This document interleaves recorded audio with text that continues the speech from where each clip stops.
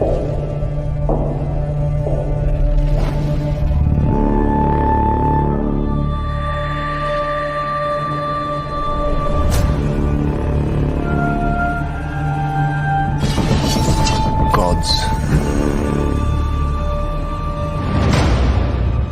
Kings.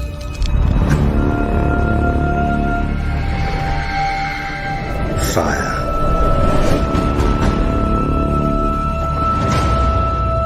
And blood.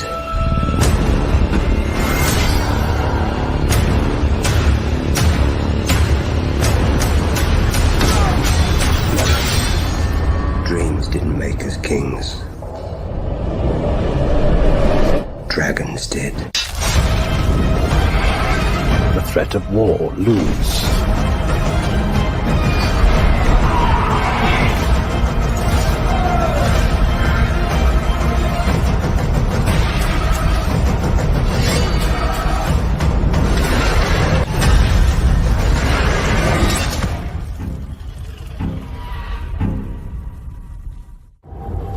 There is no war so hateful as a war between kin.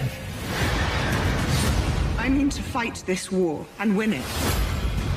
I will not be thought weak. I wish to spill blood.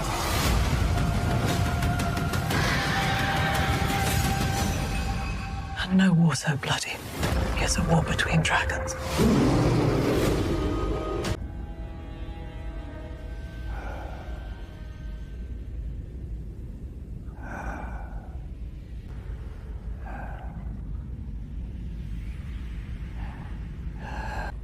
I never wanted it. I was right not to. It crushes whoever wears it. You always wanted it, Damon. Do you want it still?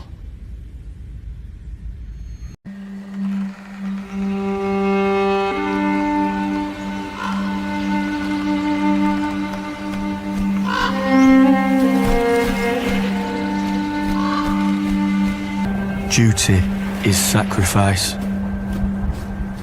It eclipses all things, even blood. All men of honour must pay its price. North owes a great duty to the Seven Kingdoms, one older than any oath. Since the days of the first men, we have stood as guardians against the cold and the dark. But my ancestor, Torrin Stark, began a tradition by making an offering at the onset of winter. 1 in 10 men from our household was to be chosen to fortify the watch. This is not a sentence, but an honour. A duty embraced by all who serve the North. Even by mine own kin. The North must stand ready. Winter is coming. Winter is coming indeed, in the form of the Winter Wolves. Ladies and gentlemen, welcome one, welcome all. Here it is, folks. I can't believe it. It does feel like it was just yesterday that Season 2 started. And here we are now, approaching the final episode, the last episode. And I am hoping that this last episode ends on a high note. We do know that the Winter Wolves will be making an appearance, as we can see from the trailer. And I could not be more excited about that. I'm probably more excited about the Winter Wolves than I am of any other aspect of the finale. So I really cannot wait to see House Stark make their return. And yeah, we are going to see the Winter Wolves, ladies and gentlemen. Kayla, I know you're ready to see House Stark again. Oh, yes. I'm so ready. I'm excited for this. When I saw this in the trailer last week, I kind of screamed at my TV a little bit. So yeah. I don't know, because it looks like we're probably going to see possibly Roddy the Ruin. And yeah. I don't know. Do you think possibly, I don't know, they're probably going to meet with Forest Frey and Lady Sabitha Frey? It looks like it. I mean, we do see them here on the Twins, so I wouldn't be too surprised if we get maybe a little Frey cameo of the Starks, approaching the Twins and getting securing the crossing. But yeah, I can't wait. I cannot wait to see the winter wolves up close. Just based off this shot, they look really, really great and very kind of book accurate. I was wondering how the winter wolves are going to look, and I'm really glad they kind of stuck to that grizzled gray Mm-hmm. beard, description What that they they're are. so famous for in the books. Wielding old iron swords, spiked maces, second hand-me-down weapons, and they turn out to be probably the most efficient ground force in the entire army Yes. of Rhaenyra's Blacks in terms of efficientness and effectiveness. So yeah, I cannot wait. Bring on the Winter Wolves. Bring on the Wolves. And hopefully, and I know my friends in the chat, my House Stark friends in the chat will hopefully want this to happen as well. Hopefully we can hear that beautiful House Stark theme song one more time before the season ends. I need to hear that House Stark music. I needs it. I needs it. But I need to yeah, hear that they've come to die for the Dragon Queen. that was exactly going to be one of the first things I said. I swear, if we don't get that line from one of them, hopefully Roddy the Ruin, but if we really don't get that line of "we have come to die for the Dragon Queen," I'm going to be so disappointed. Such a famous line, such an iconic line, and it really just encapsulates everything that the Winter Wolves are in one phrase. This is why they came down south. This is exactly why they joined this fight. They came here wanting to die. So yeah, hopefully we get that line. It's such a famous line. I really hope we get It's it. a great line. It is a good line. But welcome, Snug. Thank you for joining me as well, my friend. Are you ready for the finale? Yeah. Got a chance to watch the last episode yesterday. Have some thoughts on it. Awesome. I did like some of the things that they did in this last episode better than the last one. So, but I guess we'll get into that as we get on. But otherwise, good to be here. Awesome, man. Awesome. And of course, we want to hear from each and every one of you guys in the chat as well. What are you guys looking forward to most when it comes to the final episode? What are you hoping to see? What are you looking forward to seeing the most? I know we got a pretty big spoiler in the trailer alone. I'm pretty surprised that they chose to reveal a spoiler this big in a trailer for the next episode in terms of revealing that we will be at least seeing Tessarion, the Blue Queen, in this episode as well. And will we potentially maybe even get a Daeron the Daring sighting along with Tessarion? I don't know. But yeah, I was very surprised that they chose to reveal something this big in a trailer, especially considering all of the hype that has been around Daeron and Tessarion, with a lot of us wondering if we will see him in season 2, will we not see him until season 3? So I was surprised they chose to reveal something like this in a trailer. This would have been, one of those oh shit moments that the whole fandom probably would have collectively said at the exact same time if we didn't know it was coming. But now that we know it's coming, we're kind of expecting it. But yeah, I was just a little surprised they chose to reveal that in a trailer. But I'm still excited to see Tessarion nonetheless. Tessarion is one of my favorite dragons by far, for sure. For sure. And yeah, absolutely, guys. I want to hear from you guys in the chat as well. What are you looking forward to for the finale? What predictions do you guys have for the finale? Will we see the second season end on some kind of battle? Or have we seen the last of the battles in season 2? At this point, I'm not too sure. I have purposely been staying away from all of the leaks, and I very much appreciate everybody who has been commenting on the videos and such lately, who hasn't been posting any of the leaks in our comment sections. I very much appreciate that, because I know a lot of us have been purposely avoiding these leaks. Unfortunately, it seems like close to around little less than half of the episode was leaked online a little bit early, but it was leaked in completely out of context clips. It wasn't just 36 minutes of the straight episode. It was kind of out of context clips all over the place. So I purposely have been staying away from them. And so, yeah, we're going to dive into it tonight. I have no idea what is going to be coming in the finale, but I have a few hopes for the finale, a few predictions. But at this point, whether we're going to see another battle to end season 2 off on, I'm not quite sure. At this point, I'm leaning a little towards no, we might not see a big battle to end the second season off on. But either way, we are going to dive into it tonight, and I definitely want to hear from each and every one of you in the chat. And speaking of the chat, let's see who we have in here tonight. see who we have in here tonight. Hello, my sweet summer children. We got Camilla in the house. What is up? We got BK in the building. Honeywine, Red Fork, fingers crossed. Yeah, I mean, I came out with a video this morning, and it was a few predictions and a few possibilities as to where season 2 could end, based off some of the foreshadowing that they have been doing in season 2. And yes, based off some of the stuff that we've seen over the last few episodes, they have definitely been setting up this Battle of the Red Fork. They keep showing us this Lannister army all over the place. And now with this episode 8 trailer, they could potentially even be setting up some Honeywine action now that we know Daeron and the Hightower forces are moving up north. So who knows what's going to come? Who knows? We got Joseph Larkin in the house. What is up, Joseph? Good to see you as well. We got River Miss Faye in the house. What is up, River Miss Faye? Always good to see you. We got Snuggy in the panel and on the chat doing double duty tonight. I love it. I love it. Love it, love it, love it.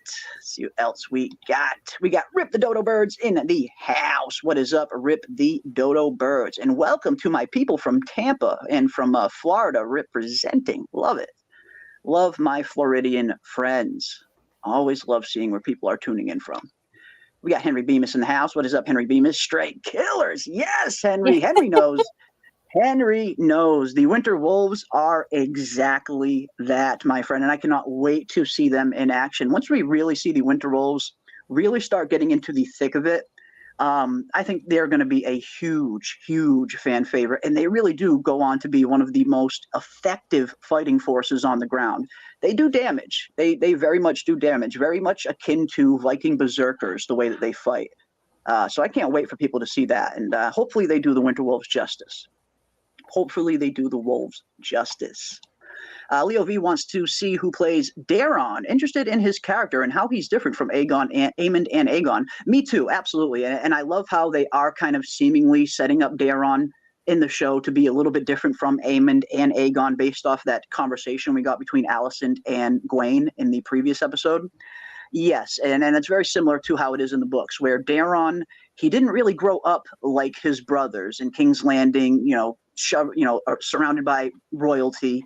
He spent a lot of his time down in Old Town, serving as a cupbearer to the Hightowers. And I love the line from Gwaine Hightower in that episode in particular, where he kind of points out that for all of its privileges, the Red Keep might not be the best place for the forming of young minds. And you really are going to see that play out in terms of how Aegon and Aemon turned out versus how Daeron turned out. Like, Daeron is so much different from his brothers in the book. So I'm looking forward to seeing what they do with Daeron on the show as well. I'm right there with you, Leo.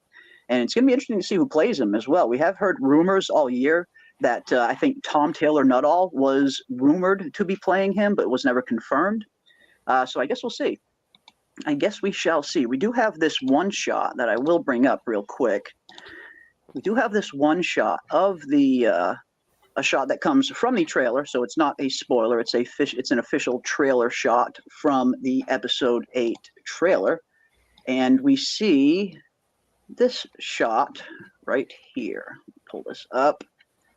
It's an interesting shot, and some people have been wondering if this might be Daeron the Daring on screen. I'm not too sure. I mean, it's very far away, and this person almost looks like they're a little too old to be Daeron, but they do seemingly have a Targaryen features with the hair.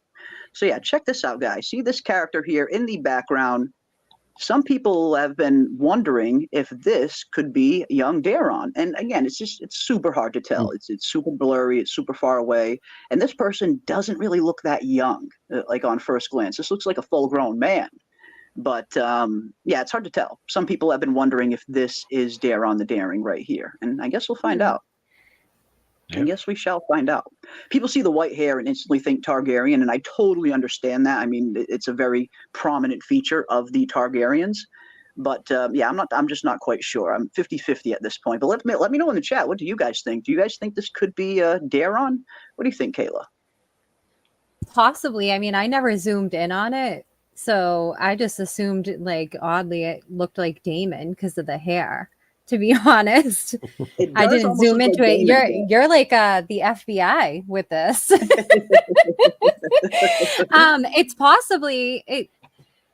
I mean, maybe it could be. I mean, I can't like with that shot. It's blurry. You know, it could be kind of I don't know. I really don't. I don't know. Yeah, I I don't don't know. know. I'm not quite sure. I mean, Again, I say it yes, just but looks a I little want to too say no. old. It But looks yeah, a little too he old does to look be too old Daron. because he's Like, supposed to be the youngest of the three brothers. yes, he's the So, youngest. Well, the show has confirmed that Daron is 16 right now. He's 16 years old right now on the show. They did confirm that in one of the recent episodes. Actually, in that conversation between Gwen and Allison, mhm. Gwen says that he is 10 and 6 right now, so letters don't really hold his attention. So Daron has been confirmed to be 16 on the show. But yeah, it's really hard to tell. This kind of looks like I a mean, lot like the chat has been pointing out. A lot of people says it looks like Damon, and it does look a little bit like Damon. If this it does wasn't look a like green Damon. encampment, I would definitely think this was Damon. The only thing that makes me think it's not Damon, obviously, is that this is the Greens encampment. So it's probably not Damon, I but it mean, does look a little bit like Damon. Definitely looks a little bit like him. if there was like a Yeah. silken pavilion or something in the background, maybe that would be kind of a giveaway. Or if he, I don't know, I feel like if he had a mark that was representative of the high towers, I don't know. It's so Because hard to tell. I It's would just so feel, blurry. I don't know, I can't tell, but that hairstyle is just very Damon. Screams Damon. You know, It it screams screams Damon. Yeah. Damon. It definitely screams Damon with the hair for sure. But no, I mean, if nothing else, we are getting closer and closer to finding out. We are less than 24 hours away from the finale. So I guess we'll find out. I guess we will find out. Let's see what else we got. See what else we got. And this is true. I mean, I think we've learned about child actors growing fast in Game of Thrones. Hashtag Brandon 17 tall. This is true. This is true. Remember when Game of Thrones was going on and they had that one season that Bran wasn't in? There was an entire season that Bran wasn't in simply because they just didn't know what to do with his storyline yet because the book hadn't been read yet. So they go one entire season with no Bran and no Hodor. And then all of a sudden they kind of reappear in season 6, I believe. And yeah, the kid looked like he was freaking 10 years older. Like, yeah, he aged up like a freaking menace. But yeah. You saw it with you saw it with Sansa too. She just Very all true. of a sudden outgrew Jon Snow. Yeah. They yeah. went to go meet back up again. She's like way taller than him. They're shooting down at him to like, kind of give him some height. And we're even seeing a little bit about that with From right now. For anyone who is also a From fan who watches From, that's true. it's one of those risks that you take when you cast child actors on a long running series that's going to be on for multiple years. Yeah. It gets to a point where you'd either need to kind of write in some kind of time jump or find some kind of way of explaining how all of a sudden a character that's supposed to be 7 looks 16. And we're dealing with that in season 3 of From. I can't wait for season 3 of From to start. And that'll definitely be the next show that we're going to be covering here on the channel. So anyone who has not seen From yet, definitely get out there and check it out. Season 3 starts September 22nd, so you have more than enough time to catch up on the first 2 seasons, and I promise you, you will not be disappointed if you check out that show. But it's going through a very similar thing where they have a very prominent character that is very young in season 1, very young in season 2, and since the extended hiatus between seasons 2 and 3, thanks to the writer's strike, we see the season 3 trailer come out last week, and this kid looks like he's aged 10 freaking years, and it's only supposed to be like a day that passes between the end of season 2 and season 3. So yeah, it's just one of those risks that you run when you cast child actors on a long-running series. Sometimes they age up a bit. And yeah, Carl from The Walking Dead as well, Ando. Yeah, he kind of was in a similar situation. Very similar. I think with Carl, though, it worked out because he was consistently on the show for the most part and how fast that they were dropping seasons. It wasn't as noticeable with Carl, yes, because like you said, The Walking Dead was just on way more frequently. So it wasn't as noticeable with him, but it was a little noticeable for sure.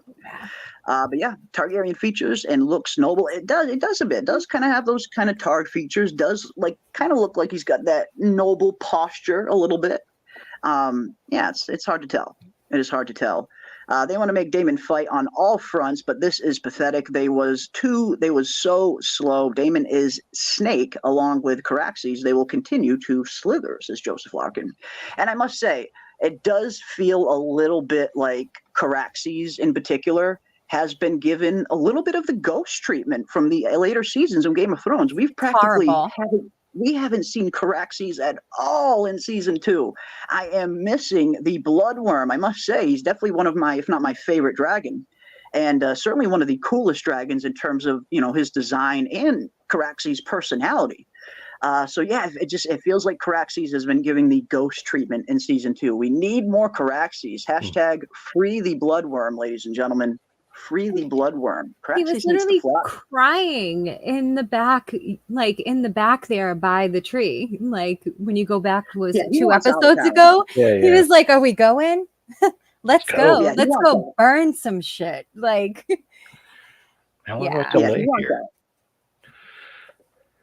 he wants out. He's had enough of this Damon DMT spirit quest. He's like, all right, on with the Dance of the Dragons already. On with the Dance of the Dragons. DM spirit quest. And yes, thank you, BK. That's right. The channel, the show From, if anybody was potentially interested, it is on the MGM Plus streaming service. I also believe it's on Amazon as well. I promise anyone who checks it out will not be disappointed. It is, in my opinion, it is the best show that is currently running right now. In terms of all of the shows that are currently on or in between seasons, I would say From is the best series that is on right now, with House of the Dragon a close second. But yeah, From is just so good. From is just really good. I'll agree with that. Yeah, I will agree with that. Yeah, and there's no source material for it. So that's why it makes exciting. Nobody knows what's coming. Yeah, you don't know. There's nothing I can compare it to. So I don't have to like separate, like with the show, I kind of have to separate some of the book stuff. But with From, I don't have to do that. I can just enjoy. Completely new. Yeah. Completely original story with no source material to it at all. And for me, that's what makes it so fun. Great is that it's just completely exciting that I have no idea what's coming next. But honestly, House of the Dragon is venturing a little bit more and more into that kind of similar territory. They have strayed a little bit from the books here and there, which isn't always necessarily a bad thing. I was very impressed with some of their changes they made in season 1. They vastly improved the character of the series, for starters, very much like they're doing with Helena here in season 2. So I'm not against changes if they make the story, if they improve the story. But House of the Dragon is at the point now where it's getting harder and harder to predict what is going to be coming next. And that can, in some ways, add an extra layer of excitement to the show. But we're going to take a look at everything tonight. And of course, we want to hear from each and every one of you guys. What are you looking forward to in season 2? I guess we'll start with this.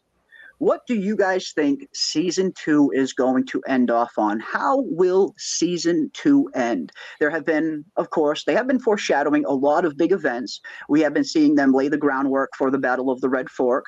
We have seen them lay a little bit of groundwork for even a potential Battle of the Honeywine, with Daron and the Hightower host now making an appearance. They have clearly been setting up the Battle of the Gullet in terms of all of the new Dragonseeds, and of course with the triarchy now coming into place. So they have been definitely laying the groundwork for some major big events that are going to be coming either in this last episode or early in season 3.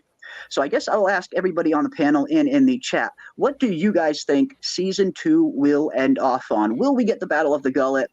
Will we get the Red Fork? Will we get the fall of King's Landing? Where do you guys think season 2 is going to end? Or do you think we won't get a battle at all in this final episode?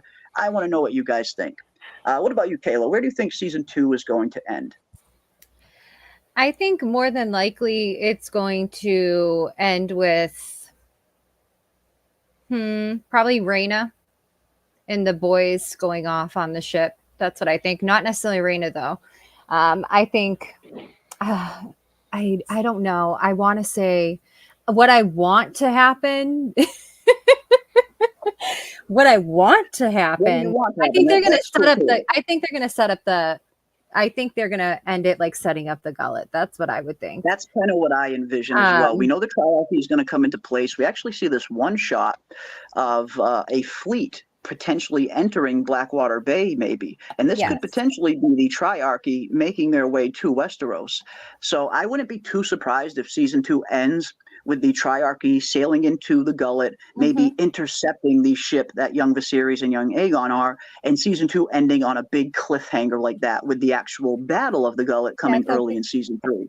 It's going to be the gay abandon there. Like it'll be some Yeah. shot of this and possibly the gay abandon. But when it comes to Rhaena, I want Nettles.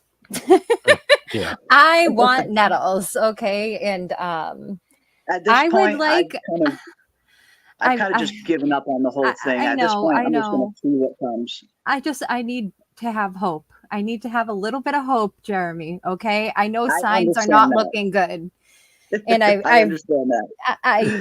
I would Nothing just wrong with hope. love if she goes to, follows this dragon and then, we see Nettles feeding this dragon sheep and then all is good in my world with this show then at that moment. No, yeah. And I mean, she doesn't get a dragon, boo-hoo, sorry for her, but I want Nettles. So, No, as much as I want that too, I don't think it's at going to this be the point, reality, but yeah, I No. think all of the evidence points to Nettles not being in the show. And who I knows? I mean, know. I guess we're going to have to wait and see. And if Nettles isn't in season 2, that doesn't completely, yeah. discredit her for the rest of the series. They could potentially end her in season, and introduce her in season 3. I mean, But yeah, the they whole could sheep give her stealer thing cannibal. it's a little, it's just, I Yeah. don't know. I guess we'll see. I'm excited to find out. I will say that. I am very excited to at least find out. And also, we have some new members. Yeah. We got Ando has become a YouTube member. Thank you so much, Ando, for becoming a member of the channel. Welcome to Ice and Fire. And we also have Wolfspear becoming a member as well. Thank you so much, Wolfspear. Very much appreciate you guys. Thank you so much for becoming members of the channel. Of course, we have custom emojis that you guys can spam the heck out of in the chat. Go wild with them. And again, I cannot thank you guys enough for all of the support that you guys have shown the channel. And I owe you guys a whoa. Cover your ears, chat. Whoa! Oh, I haven't heard that in a while. Awesome. You gotta learn some High Valerian, Jeremy. That way I you do. can be I need to learn a little bit more than just the 2 or 3 phrases I know. I gotta step my High Valerian game up. Kirim vose, biar vose. Thank you and welcome. Yes, there you go. There you go. What she said. But let's see what you guys are saying in the chat. Where do you think season 2 is going to potentially end? Jamie Bone says the Red Fork battle. Ooh, okay. I'd love to see the Red Fork. Yeah, they have at the very least, they have definitely been laying the groundwork for the Red Fork. They seem to be heavily laying that groundwork. So who knows? Maybe that will be one of the possibilities. General Vague just wants to see Daron before the season is over get a feel for their personality. That would be pretty good. We do see that Tessarion is going to be in the episode, but I wonder if we're going to get Daron and Tessarion, or if this is just going to be a quick little introduction of just the dragon. I'm not too sure which way they're going to play it, but yes, it would be pretty nice if we get an actual glimpse of both Daron and Tessarion in the finale. So I guess we'll see. I guess we shall see. And it looks like, we have a gifted memberships. Nice. We've got 5 gifted memberships from the awesome Wolfspear. Thank you so much, Wolfspear, for the gifted memberships, my friend. Thank you, thank you, thank you. Looks like BK is now a member. Ramon Carter is now a member. Delilah is now a member. Ricky is now a member. And Tyler B is now a member. Welcome, one. Welcome, all. So glad to have each and every one of you here. And thank you so much for the gifted memberships. Chat, you know what that means. Cover your ears again. Another woe is coming Wolfspear's way. Whoa! Indeed. Indeed. Thank you, my friend. Let's see what else we got. Playback Room says, with Rhaenyra taking King's Landing and Aemon burning the cities. Ooh, interesting. Interesting. Yeah, there have been, quite a few fans, actually, that have been thinking that we might get the fall of King's Landing in this final episode as well. And I suppose, again, with the show becoming less and less predictable, becoming harder and harder to predict, I suppose anything really is possible. And again, that's one of the things that can kind of be exciting every once in a while from a show kind of going off book once in a while. It's going to be hard to see. It's going to be hard. Where exactly will this second season end? Your guys' guess is as good as mine, but who knows? Maybe the fall of King's Landing could potentially be on the horizon. Ando is excited and nervous for tomorrow. Yes, I feel friend. that. I'm right there with you. I'm kind of equal parts excited and equal parts nervous. I am right there with you, my friend, for sure. Wolf Spear says the Battle of the Red Fork as well. So that's a few votes for the Battle of the Red Fork. Awesome. Delilah says the fish feed. I think it's coming. Ooh, the fish feed is a nasty one. That is a nasty one that comes not too long after the Red Fork. So I suppose anything's possible. Leo V says, I think it'll be Rhaenyra being on the Iron Throne. Okay, we got another vote for the fall of King's Landing in season 2. I love it. ACC wants to see Cannibal as the season 2 ending. I would love a Cannibal appearance. I'm not exactly expecting him this season, but hopefully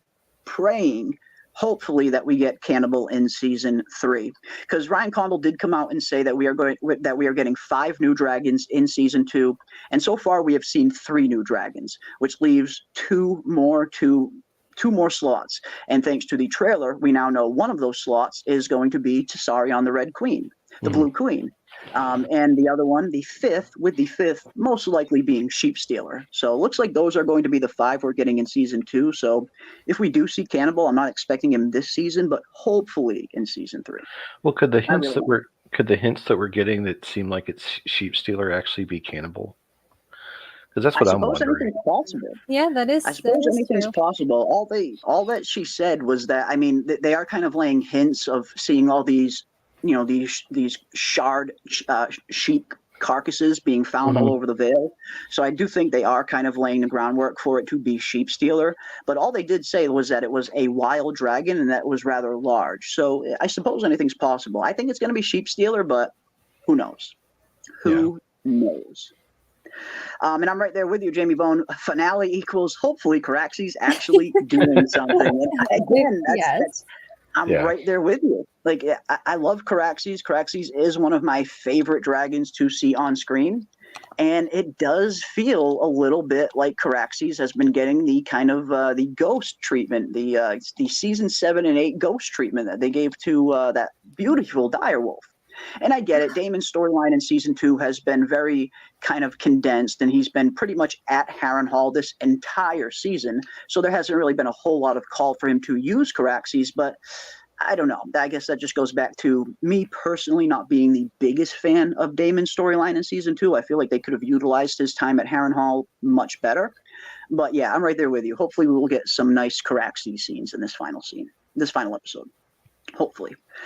Crazy Description says another cliffhanger. Yes, I do get, again, I definitely am leaning a little bit towards that. The reason why I'm very hesitant to see the reason why I'm very hesitant to think they'll do the Battle of the Gullet in this last episode, because not only is it a massive, massive undertaking, the Battle of the Gullet is going to be one of the biggest spectacles on the entire series in terms of tons of dragons, tons of ships, tons of soldiers.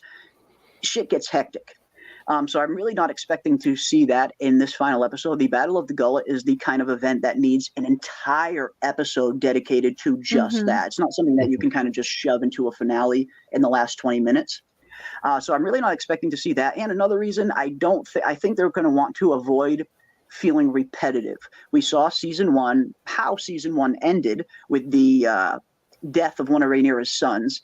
I get the feeling they're probably not going to want to have 2 seasons end on very similar notes and feel kind of repetitive. So I think the Gullet will be in season 3, but who knows? Who knows? Betrayed King wants to see the fish feed, Starks versus the Lannisters, and it would be a very nice kind of classic callback. I mean, we know that the Starks versus the Lannisters is one of the main catalysts for the War of the Five Kings, the main Game of Thrones story. But it would be kind of interesting to see these, a couple centuries earlier, see how these Starks fare against these Lannisters. I know how it's going to go. Starks are going to cream them. Yes, the beginning of the Gullet being a cliffhanger, and again, that's just kind of where I see it heading as well. Admiral says nope for Nettles, no hope for Nettles. I know, man. I know. I It seems like that might be the case. I can't. It seems like can't. at this point, I'm definitely leaning a little bit more towards no. But as Ando says, I still have hope for Nettles. Awesome, Ando. I am glad that you still have the hope, my friend. Keep that hope strong for all of us. Keep that hope strong. What's going to happen to Rhaenyra's babies since Silly went running off? That's a good point. And again, I mean, if they are kind of setting up the Battle of the Gullet at the end of season 2 for the actual battle to come in season 3, that could be the perfect thing where we do see the ship maybe get intercepted while Rhaena is off chasing a dragon in the Vale, which could, add a very interesting layer of tension between Rhaenyra and Rhaena at the end of the day as well, with Rhaenyra entrusting Rhaena to keep her children safe. And at the end of the day, she abandons the children to go chase a dragon. So that could be a very interesting dynamic that they could play with early in season 3 if that is the case. So good point. Very good point. I really want Nettles too, but I don't think it's going to happen, says Delilah. I think it might. It's I'm so torn. I really want to see Nettles. I really do. But I don't know. I don't know. Yeah. I'm not quite sure. I am not quite sure. One thing I am sure of, Leo V just dropped a $10 super chat. Wow, thank you so much, Leo V. I very much appreciate Leo V. Leo V has been a huge supporter of the channel, and I very much appreciate it, my friend. You are an absolute rock star in the chat and always kind of brings a very interesting aspect to the conversation. Leo's always got the best questions. Let's see what Leo V is saying today. Heard good analysis that Daemon's whole troubled time is Alice Rivers breaking down his ego to no longer think that of his selfish gain, but to think of the greater purpose for the realm. And I do think that it is an interesting lesson. Now, I like, in theory, I like the lesson that they are trying to teach Daemon in season 2 with all of the Harrenhal visions. I just think it lasted a little too long. I feel like they could have achieved the same end with only 2 or 3 episodes of hallucinations. But I do get what they were trying to go for. And I do agree with you, Leo. It is kind of an interesting thing when you see what these visions are supposed to represent in terms of, like you said, breaking down Daemon's ego, having him finally confront some of these sins of his past, and finally getting him to realize that his quest for the throne has been folly, really. So I do totally understand what they're trying to go for with the visions, and I do actually really appreciate the that part of the storyline. I just feel like it dragged on a little too long, in my opinion, but I do still appreciate the end result that they're kind of going for. Yeah, like you said, they're trying to get Daemon to evolve a little bit. I get it. And thank you so much for the $10 super chat, my friend. And hopefully, we can finally get the return of this Daemon. I will never ever concede. I'm coming for each and every one of them. Come to my door and see what happens.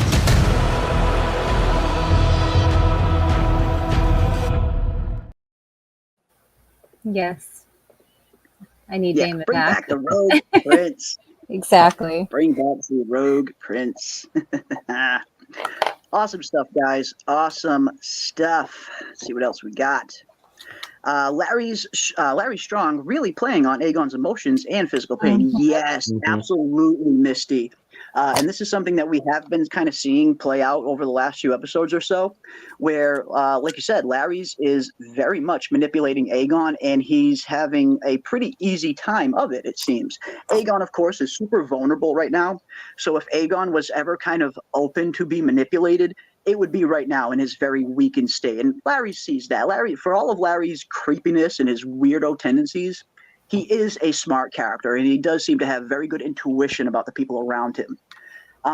So yes, it does seem like Larry's is kind of positioning himself to not only get close to Aegon, but hopefully maybe maneuver Aegon in a direction that he really wants.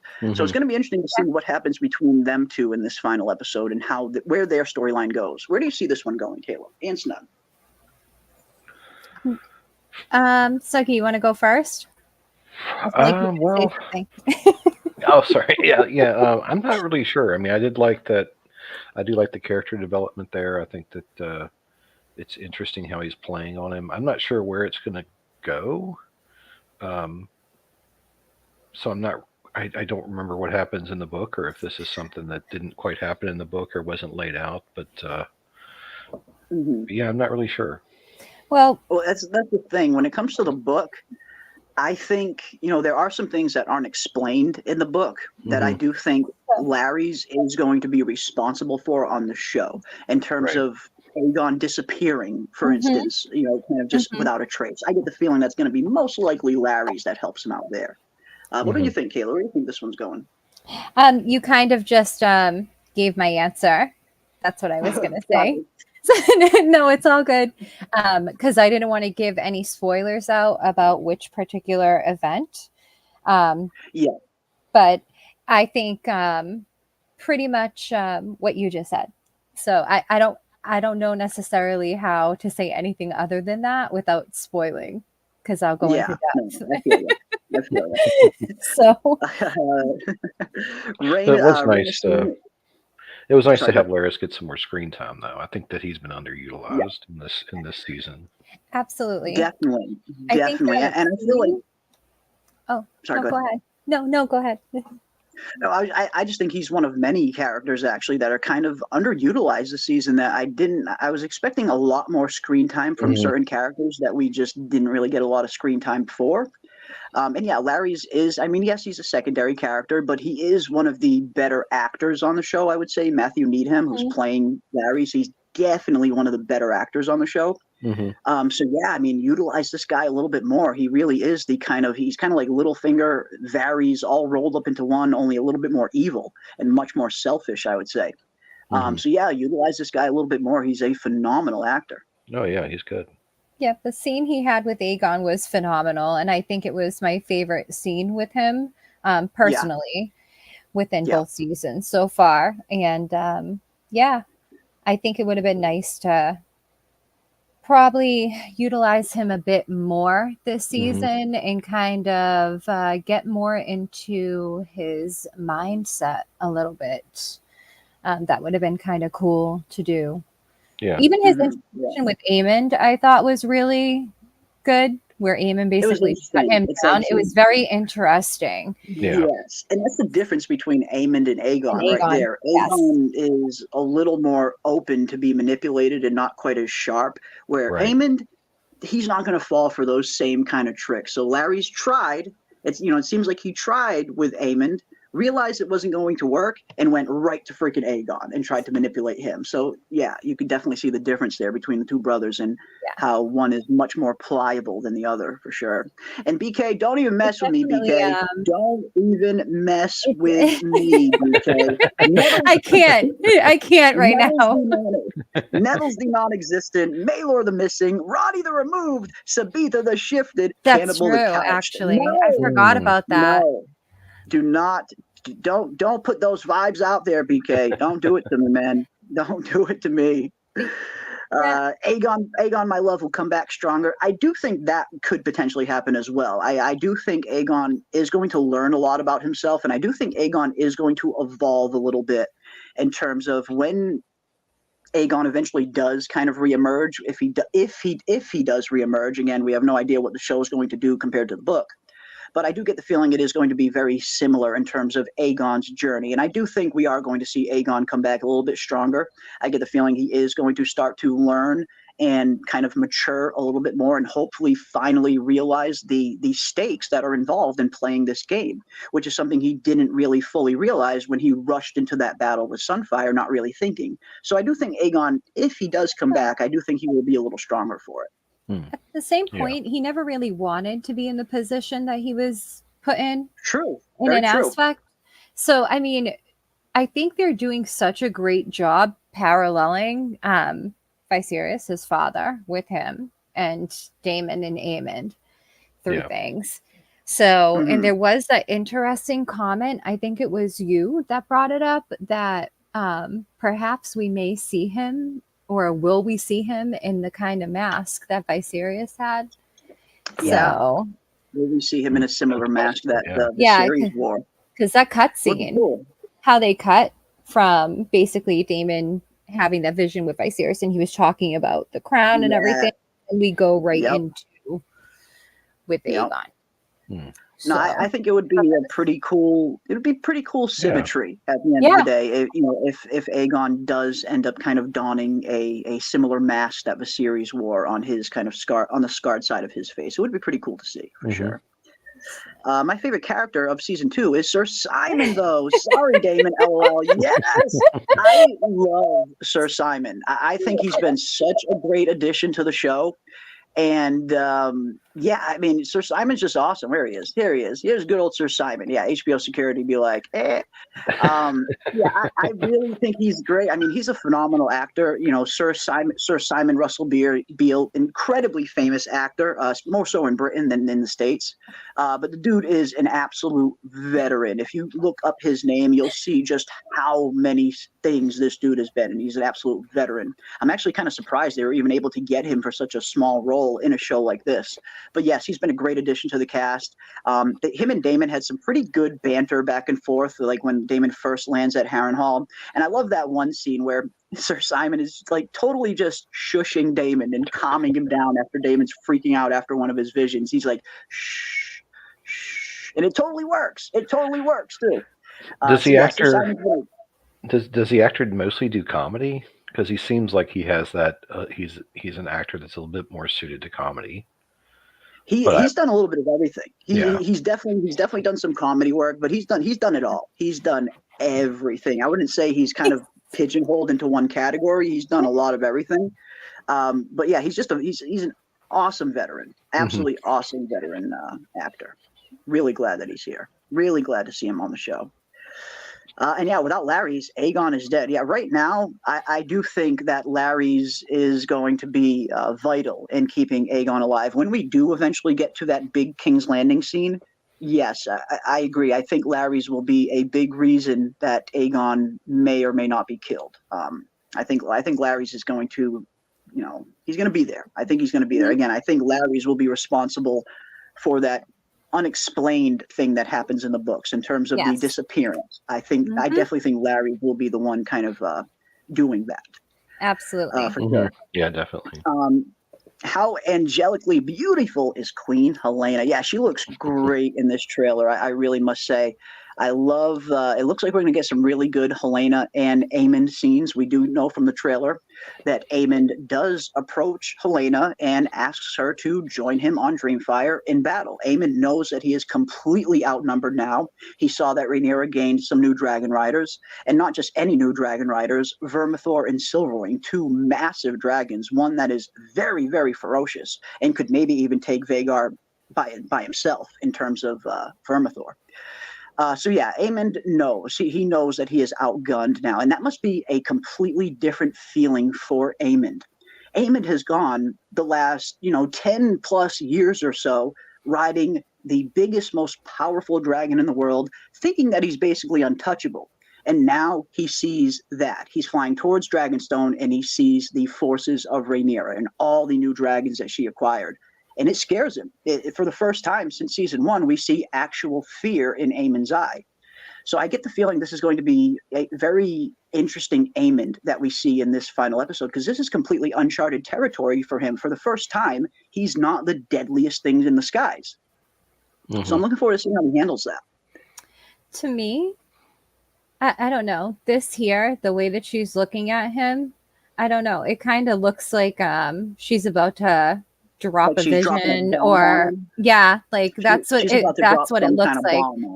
Yeah, it's pretty much, she has a look in her face like she's seen death. That's what I see from that. And if any, which I won't bring up here, but if any of the weird rumors that I've been hearing are true, she may have seen more death than we actually think. So yeah, I mean, Helena, she just seems to be one of these characters. That's why I really love the extra character development they have given to Helena in the show compared to in the book, in terms of adding this dragon dream aspect to her character, because she does kind of all of a sudden, she seems like one of these characters that just has this vast insight that she just never speaks about, kind of similar to Bran, but not too similar to Bran, in terms of having this kind of knowledge that is beyond everybody else's knowledge around her, but not fully understanding exactly what she is seeing. I get the feeling the dreams and everything that she is seeing isn't exactly a clear, crisp, 1080p picture of what is going to be coming. And that's usually how the dragon dreams play out in A Song of Ice and Fire. They're a little bit more vague. They're a little bit harder to interpret. But it does seem like Helena does have this kind of knowledge that most people around her don't. She very much seemed to know what Aemon did to Aegon in the Battle of Rook's Rest. For starters, they pretty much confirmed that with her asking Aemon, was it worth the price? So yeah, she definitely seems to know, a lot more than everybody else around her. So I wonder, again, and yeah, it's going to be very interesting to see what this scene in particular is, the dialogue in this scene in particular. What exactly is Helena about to say to Aemon? I can't wait. This is going to be a fun scene. Yeah, Cannibal is gonna fuck everyone up. I mean, me and Kayla in particular got super excited when they were filming season 2, when they announced that Silver Danes was going to be in the second season. We got super excited because, of course, anyone who's read the book, you know how closely Silver Danes is tied to the dragon Cannibal. So when we heard that, we thought, holy crap, are we going to get that awesome sheep stealer cannibal scene with Silver Danes? But unfortunately, alas, it was not meant to be. It was not meant to be. But I hope we get Cannibal next year. I really hope we get Cannibal next year. And holy crap, whoa, we got a $50 super chat from Strega. Wow, thank you so much. Yay, my first ever super chat. Dohidus. Well, a Vala Mogulis and a Vala Dohidus. Right back to you, my friend. Wow, thank you so much for the super chat. That's incredibly supportive of you. If you have any in particular question or anything else that you want us to address, definitely drop it in the comment section. Not with another super chat, just a regular comment, and we will definitely discuss it. Because I feel like we should be answering a question or at least a topic that you want to talk about.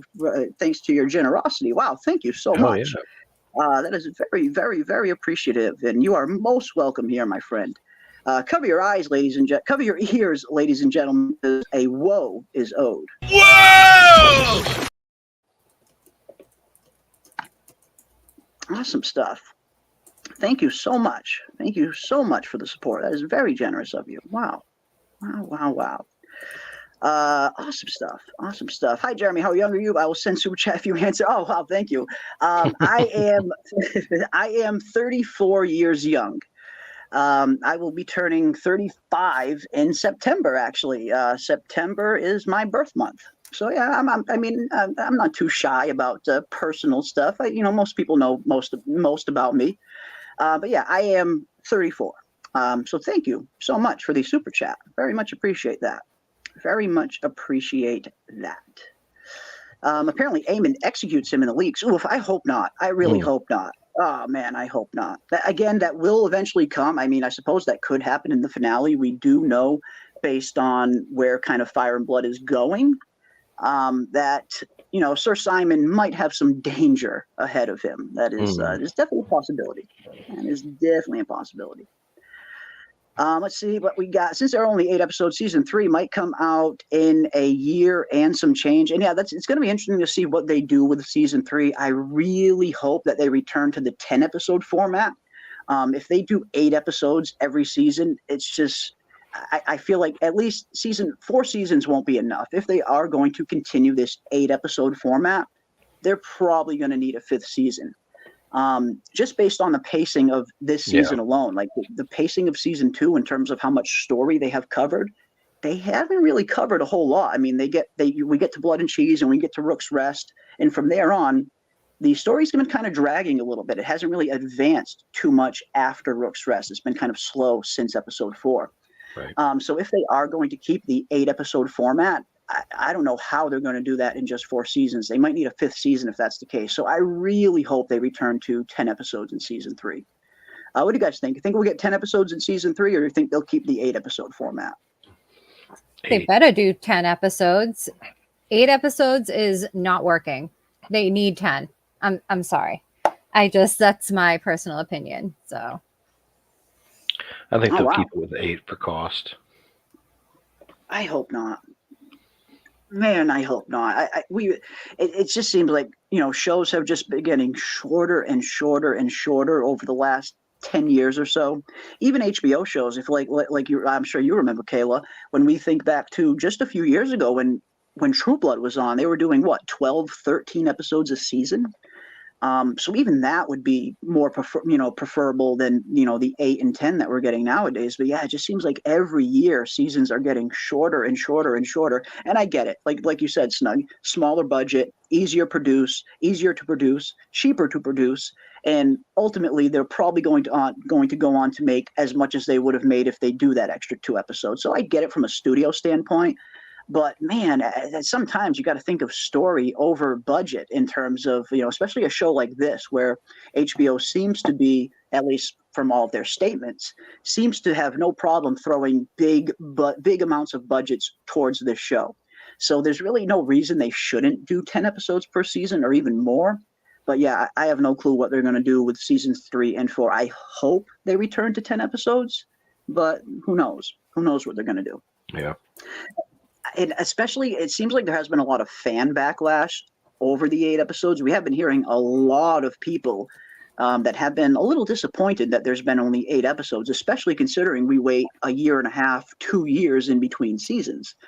So to wait that long only for the show to be on for 8 weeks is a little bit of a disappointment. So hopefully HBO takes that criticism into account and returns to the 10 episodes in season 3. Hopefully they have heard the fandom. Hopefully they have heard the fandom.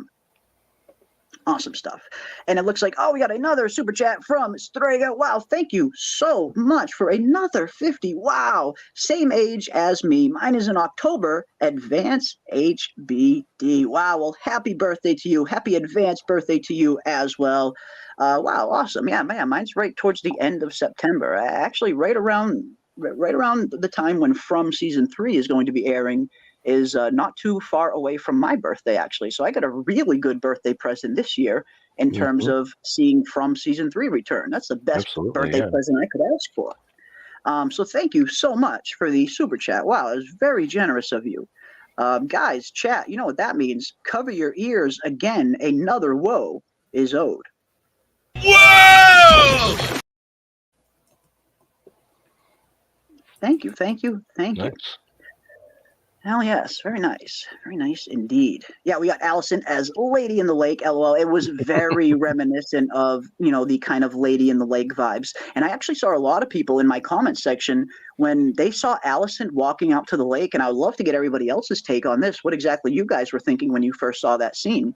A lot of people thought that she was actually going out there to commit seppuku, to actually end herself. Oh yeah, I thought so too. Yeah. I didn't really get that vibe personally. I kind of just saw it just seemed like Allison was very distraught. She's very much at a rock bottom, and it just seemed like she just needed to get away from the city for a little bit. But a lot of people thought that she was actually going out into that lake to end it all. Did that thought ever enter your minds when you guys saw that episode? That's what I thought. I think it's a little bit of both. Okay. In an aspect, it's kind of like she's trying to reconnect with herself. And we're seeing like that it's shot in nature because, connecting to nature would be connecting to oneself symbolically. Okay.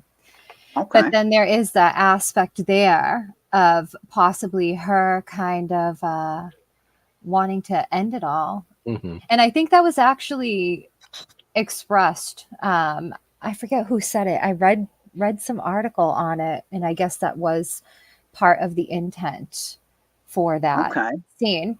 But to me, it really was screaming like reconnecting back with oneself, especially everything that has just happened.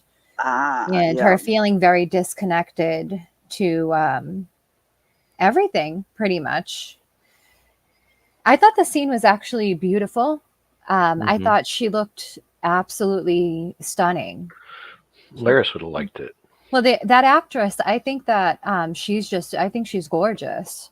So, Olivia Cook is drop dead gorgeous. Yeah, absolutely. Like some people look great when they're acting, and I think she's an actress that outside the show, she's absolutely gorgeous. She's just beautiful.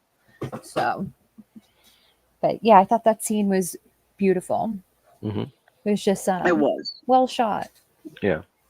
It was very well shot. Not only well shot, the score that goes along with that scene, the music, and it's beautiful. So good. Like I'm constantly reminded why Ramin Djawadi is the best composer that I have come in contact with since Hans Zimmerman. Like, he's that freaking Yes, good. Yeah. absolutely. It's just it's such a treat to listen to his music on these shows, and that's why I love the Stark theme, the beautiful Stark theme that he has crafted. I can't get enough of it. I just looked at the chat and I noticed people saying Lady of the Lake. I definitely could understand those kind of vibes, but I also got Ophelia vibes. I can see that. I definitely got like Ophelia vibes from the Shakespeare story. So interesting. I can see that too a little bit. I can see Lady of the Lake was the first thing that kind of came to me, just because I'm kind of a little more versed on Arthurian stuff. But yeah, I could see that. I could see that a little bit as well. Yeah. Yeah, I think I just think it was beautiful. She's reconnecting, like, to me, like I said, what nature represents to me. She's reconnecting with oneself. Reconnect to nature, reconnect to rebirthing, herself, rediscover herself, and kind of figure out what is her place going to be now. I mean, that was a big reason why Allison has kind of hit this rock bottom. Her entire rug has been pulled out from underneath her, it seems. She goes from being the dowager queen who is holding, a decent amount of sway over the small council and her sons. And, throughout the course of this season, we have seen that kind of influence wane more and more each episode, to the point where she just completely gets dismissed from the small council at all. Straight up, you're fired from Aemond. So yeah, at that point, she's kind of left to contemplate, what exactly am I going to do from here on forward? Like, what do I do? Do I take a different path, or do I in some way try to regain some of the influence that I've lost? So she's definitely at a kind of crossroads in terms of what is she going to do next. And it'll be interesting to see what. Like, her wearing white, I think, too, is very symbolic in the scene too, just because of what the color white represents. And sorry. Yeah. No, totally cool. Totally cool. Really but cool she's not gonna get that with Aemond. Would she then maybe pair up with Larys to influence Aegon again? Or we gotta think she was asking about Daeron. Oh yes. So she has another son that. Okay. Think she might invest some of her time into maybe mentoring Daeron, hoping that he might be a better future? I mean, she has an opportunity to actually kind of parent him to a degree, or at least put on a different face. And she's given basically a clean slate with him to be the mother that she has not been to her other children. I wonder how long it's been since she's seen Daeron, like show timeline wise. I wonder how long it's been since she's actually seen him. Seems like it's been a while. I have no clue. I'm not sure. Because we've never. He didn't even have an appearance on the first show, or a mention, or even a mention. It's so crazy. Yeah, we have no idea how old he was when they kind of sent him down to Old Town, so it's really impossible to tell. Well, they said 16. But one thing you can tell, he's 16 right now. That we do know, that he's 16 right now. Yeah, but it seemed like she'd only gotten letters from him for quite a while, even pre-puberty. So it's probably been about 5 years, I'd say, at least.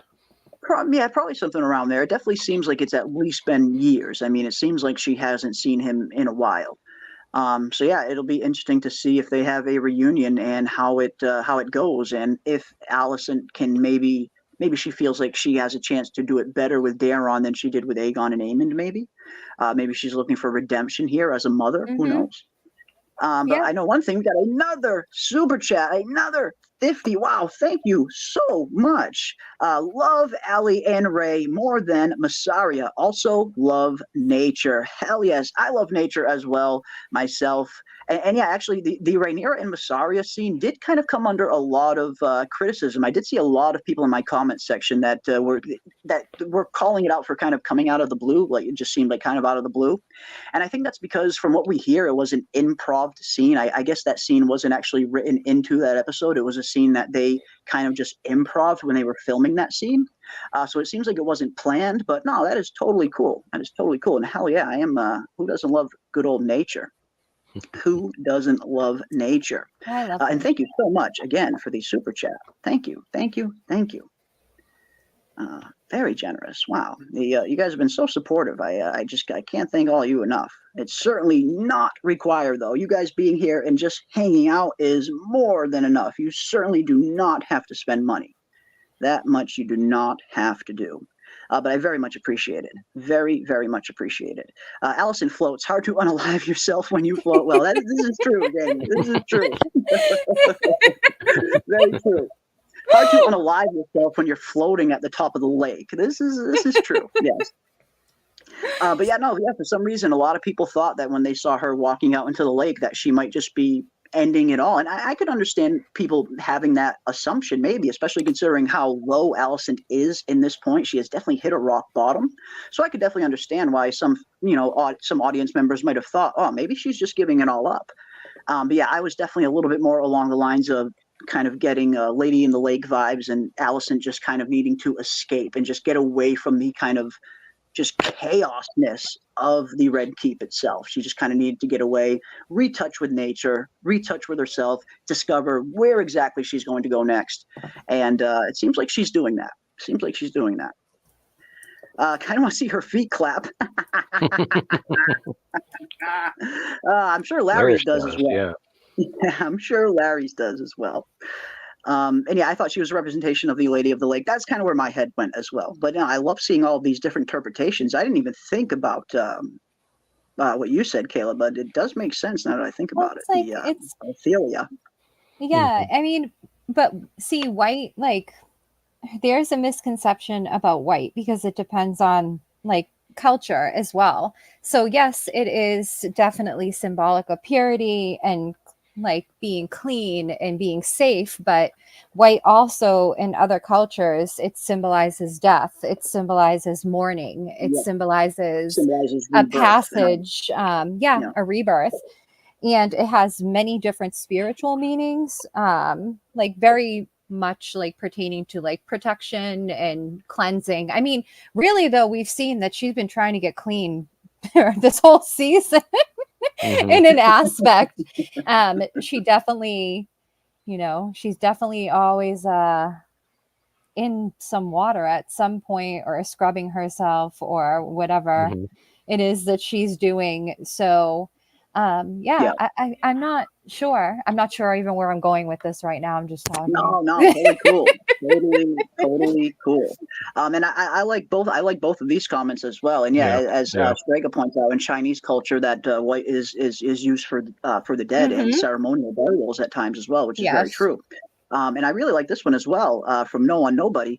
It felt like a baptism, a cleansing of herself, rebirth, not suicide. Yeah, almost the exact opposite of suicide when you think of it in those terms. And I totally can see that as well, where it's like you said, it's a rebirth, a restart for her in a sense. So I can definitely see that. Through rebirth, perhaps there's a part of her that she realizes that she has to kill inside herself in an aspect. So therefore, there's something that she has to change. So yeah, the one this is where I wish they would have done a little bit more character development on some of these characters, but absolutely they do have a lot of internal struggles, but the internal struggles aren't like any type of, I guess you would say, positive epiphany. It's more they're not getting what they want, and they have to face the fact that they're not getting what they want, and what are they going to do now?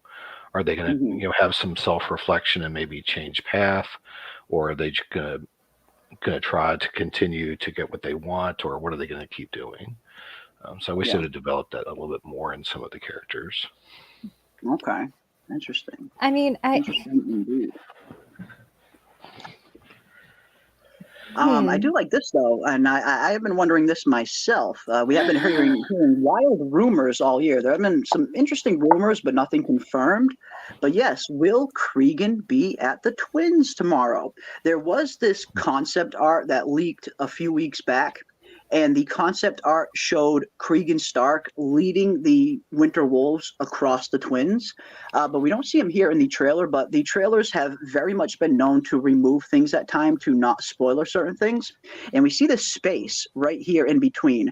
I wouldn't be too surprised if they straight up CGI'd out Cregan just for this trailer to not spoil it. Because it does look like that would be the perfect spot for like literally one person to be leading this entire host. They got a perfect spot open here right in the middle. Maybe not. I don't know. I think it's 50-50 at this point.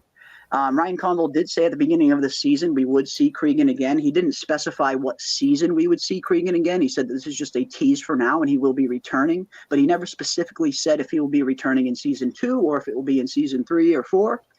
I don't know. I would love to see Cregan. Nothing would make me more happy than to see Cregan in this finale, but I'm not quite sure.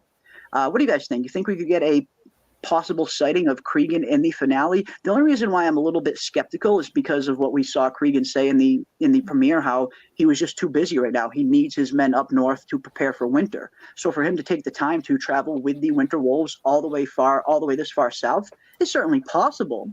But yeah, I'm not sure. I'm not sure if we'll see Cregan or not. Could you just get a Raven or something?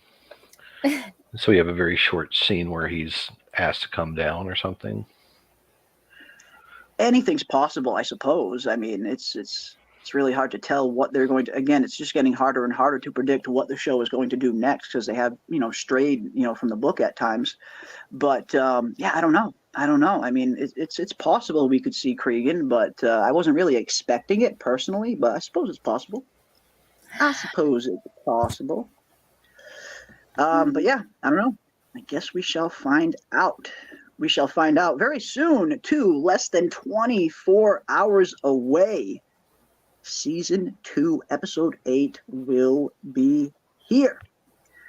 So I cannot wait. I cannot wait. Bet Tylen, Cole, Larry's are regretting their Aemond vote at the Season 4 region. Yeah, I bet they're a little bit regretting it now. Larry's is definitely regretting it a little bit now, and I'm sure Cole is going to be regretting it very soon if he's not already. Yeah, absolutely. She is a bad influence for her children. I will say I do think Alicent was not the best mother, and I think I think her children, the way her children have kind of turned out, are pretty evident of that. I do think Rhaenyra is the better mother.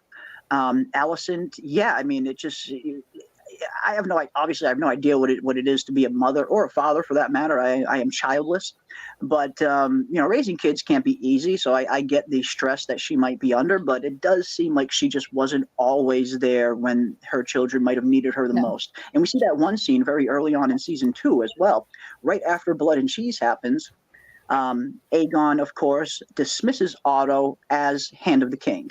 And at one point, right at the end of, I believe it's episode 3, we see Aegon just crying by the fireplace. And we see Alicent about to enter his room. I get the feeling Alicent was probably going in there to maybe scold him about firing Otto. But then she sees her son just bawling his eyes out, probably the lowest point that Aegon's ever had. And she just turns around and walks right out the door. She doesn't try to console him. She doesn't try to comfort him in any way. She turns around and just walks right out the room. So I do think Alicent hasn't always been the best mother. I definitely agree there. But this is going to be very interesting as well. As BK points out, yes, Tylen gets sent to the wolves in Tyrosh. Larry's is dismissed and called a toad. Cole is sent on a march to certain death. Yeah, it's a lot of stuff happening. But I definitely want to talk a little bit about that trip that Tylen is going to be making to treat with the triarchy. Now, this, of course, has been confirmed not only in the foreshadowing in the last few episodes, but in the trailer in particular. It does look like Tylen is going to make his way to treating with the triarchy in hopes of securing their help and support in breaking the blockade of Corlys Velaryon, the blockade that the Blacks have around King's Landing that is very much preventing, steady trade to go in and out of the city. And we've seen the food shortage in King's Landing very much suffer as a result, and the population of King's Landing getting closer and closer to all-out revolt. So yes, I am really looking forward to this scene. It looks like Thailand is going to make it over to Tyrosh. I believe they are going to be meeting with the Triarchy. And I'm looking forward to this meeting. It looks like he is going to get his ass slammed into the mud by Shikaro Lothar. So yeah, you guys looking forward to seeing the Triarchy on the show? Yes. Yeah. I mean, am I supposed to go into detail? No, that's the thing. We can't go into too much detail without spoiling what they're going to be doing on the show. Yes. But I'm excited. Introducing them, the fact that they're even introducing them here gives me a lot of hope for the Battle of the Gullet. Again, I don't think we're going to get the Gullet this season, but I do get the feeling the Battle of the Gullet will probably come pretty early on in season 3, maybe within the first 3 episodes or so. Who knows? I think it's going to be, I think this is looking good for next season. So yes. I think for some reason, and I think a lot of the people here know my opinions on this season so far. So for me, this season is kind of, I mean, I have to refrain judgment until tomorrow completely to formulate a complete opinion. See everything, yes, see it as a whole, but see it as a whole, and then I might have to rewatch it consecutively in order to kind of not have a snap judgment. But I will say, to me, it seems like this season is kind of coming off like a filler season. I don't know how that makes sense or if I'm wording it in the right manner, but it's kind of like they're prepping for season 3 because that does feel like that at times, like they're prepping for some big events to happen in season 3, and they're kind of laying the groundwork for those events in season 2. I wouldn't say there have been some kind of filler episodes. I would kind of more describe it as the plot just advancing very slowly, which is kind of similar to filler, I guess. Yeah, that's but yes, we got to the Battle of Rook's Rest fairly quick. I feel like those first 4 episodes, the events of the first 4 episodes probably could have been spread out over 6 episodes and could have been fleshed out a little bit more, which would have given them time to set up Blood and Cheese a little bit better. It would have given them time to definitely flesh out Cregan and Jace's trip much better. I feel like I do feel like we got robbed by only getting 6 minutes of Jason Cregan. I mean, I wanted a whole episode. I wanted a whole episode. It doesn't necessarily have to be a whole episode of just Jason Cregan. That would be a little much. But Jace should have been up at Winterfell or in the North for the entirety of one full episode in terms of intercutting scenes going back to Jason Cregan up north. So and again, I have been very honest about this from the beginning. It might just be my bias. Of course, I am very biased when it comes to House Stark. They are my favorite house. So any excuse to see more House Stark, I am all for. So I'm totally capable of acknowledging it might just be my bias. But I did feel a little bit robbed that we only got 6 minutes of Cregan. We were robbed. And I was kind of disappointed too, I will say, because I had assumed by the conversation that they were having, and I was like, oh yes, this is like exactly what I wanted. I assumed that Jace already had awareness of the prophecy. And then that's what I thought too. I found out. We find out later on that that's not the case, and to me, that kind of, I don't know, that kind of ruined that moment a little bit for me. As cool as it was, because I was like, okay, Northerners are not very, not the most trusting people. So for Cregan to kind of just open up about stuff to that extent without not being told something, kind of seems a little off. I would have just liked to see them form more of their bond, see some more of that form, just for future things that will happen. So it just makes more sense to the viewers, not the book readers, but the viewers, people that are just viewing. Yeah, especially, I mean, when Cregan gets involved, he gets involved because something happens, a big battle happens, a big death happens. And Cregan at that point kind of feels personally and emotionally invested to get involved at that point because of what happens. So if you don't establish that on the onset. Yes. I mean, I suppose we don't need that. I mean, you could have, Cregan enter in any multitude of ways. Him just being pledged to Rhaenyra, I suppose, is reason enough to kind of bring him back. But yeah, I mean, again, I do feel like it comes back to the 8-episode season. I feel like maybe they just didn't have enough time to properly set some of these things up. If they did have the full 10 episodes, maybe they could have fleshed this out a little bit more. But again, maybe it's just my bias, but I definitely felt like we didn't get enough Cregan. So hopefully we'll see him return sooner rather than later. I guess I'm biased too. Yeah, I'm fully capable of acknowledging that. I mean, we're all human. Everybody is prone to a little bit of biasness here and there. We all have favorite characters and favorite houses and such. And I'm totally cool with admitting that it might just be my bias.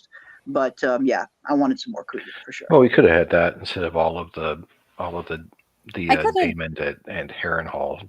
I mean, there's some other things too they could have cut out, and we could have had more Cregan and Jace. To be honest, and I mean, that's been kind of my problem. Not my problem with season 2, but maybe one of my one of my criticisms for season 2 has been the kind of management of screen time. I do think it's been kind of mismanaged at times. Now I'm not the biggest Alicent fan, but I totally understand she needs to have kind of a big role on the show the way that they have really made her a main character. But I do feel like they could have cut Alicent's screen time down by at least a third, and we wouldn't have lost anything story-wise, but it just would have opened up more screen time for some of these other events to flesh out a little bit more. But again, it might just be my bias. Alicent isn't my favorite character after all, so it might just be my bias. Let's see what else we got here in the chat. I forgot what rank Crabfeeder was. Will the Triarchy be pissed about him, or is he king of disposable? The Crabfeeder was the admiral of the Triarchy at that point. But as soon as he falls, they appoint a new admiral entirely. And this new admiral is what we are going to be probably meeting in this final episode. Yes, Shirako, and looks like the new admiral of the Triarchy is going to be this character right here. The same character that seems to be slamming Thailand into the mud. Looks like this is going to be the new admiral of the Triarchy. But in terms of the Triarchy being mad about the crab feeder, I don't think they're mad about the crab feeder as much as Aemond says in the last episode. I think for the Triarchy, it's more of a chance to kind of stick it to the sea snake again, because the sea snake did defeat the Triarchy not once but twice in the Stepstones. So if anything, I think the Triarchy is getting involved just so they can have one more crack at Corlys. So that's probably their involvement, their investment anyway, if they are invested. And yes, I thought Otto was supposed to be treating with the Triarchy. That's how it happens in the book. At least Otto is the one that reaches out to the Triarchy in the book. But with Otto now in Old Town, it seems like they gave that role to Aemond and Thailand instead. But yes, it was Otto in the book. There is that. All right, let's see what else we got. Let me scroll down a little bit. We got Vic in the house. What is up, Vic? Always good to see you, my friend. This whole season feels like a filler season. They could have done way better to set up these characters. And again, that has definitely been some of my criticism at times. I do feel like they have kind of mismanaged some screen time at times. Some decisions that they could have made a little bit better, and I definitely agree there. And it looks like we have a $5 super chat. Wow, thank you so much for the $5 super chat from Romara30. If House of the Dragon is chronologically following the book, then season 3 is going to have budgetary issues with all of the battles, many of them important, critical ones. That's a good point. That is a good point. Like, if season 2 is going to end with no more big battles, which it's looking like that could be a possibility, then that is going to leave so many battles for season 3. And like you said, big, massive, important battles that they can't just kind of skip over like they did with the Battle of the Burning Mill here in season 2. So you do bring up a very good point. If, by the way that it's shaping up, there is going to be some huge events possibly in season 3 with maybe the Gullet, maybe the fall of King's Landing, the Butcher's Ball. There's some big events that they might have to film in season 3 alone. Tumbleton, maybe even. Yeah, that could be a very expensive season. I think indeed. God's Eye will go to season 4. That's what I think. I mean, I'm not sure if they're going to chronologically follow the book or not. I mean, if so, then the next thing we're going to get is the Battle of the Gullet. then. Yeah, if they were going chronologically, if they were following events in chronological order, yes, you are 100% right. Next would be the Battle of the Gullet. But it seems like they have already kind of swap some events here and there, like we saw with the taking of Harrenhal. In the books, Daemon takes Harrenhal before even Blood and Cheese happens. Daemon actually orchestrates Blood and Cheese while he's at Harrenhal. But here on the show, they don't have Daemon take Harrenhal until well after Blood and Cheese. So they have shown that they will kind of swap events every once in a while and switch things out chronologically.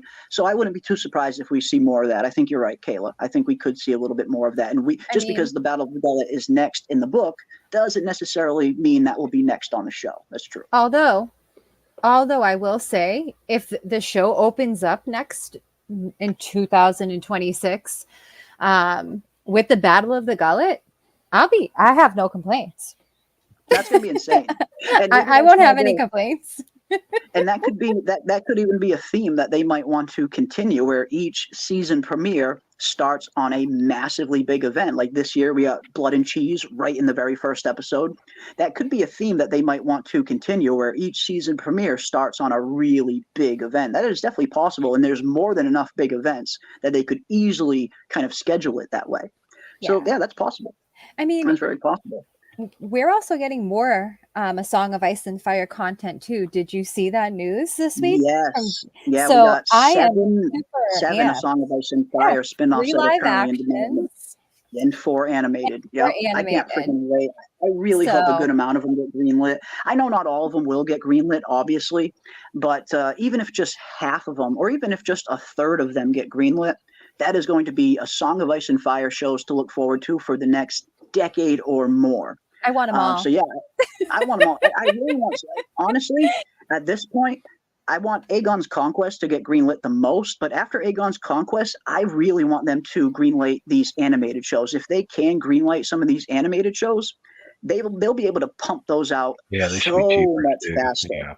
They're so much cheaper and they're way quicker to produce. They'll be able to pump out a solid animated series easily once or twice a year if they do go the animated route, and some of them do get greenlit.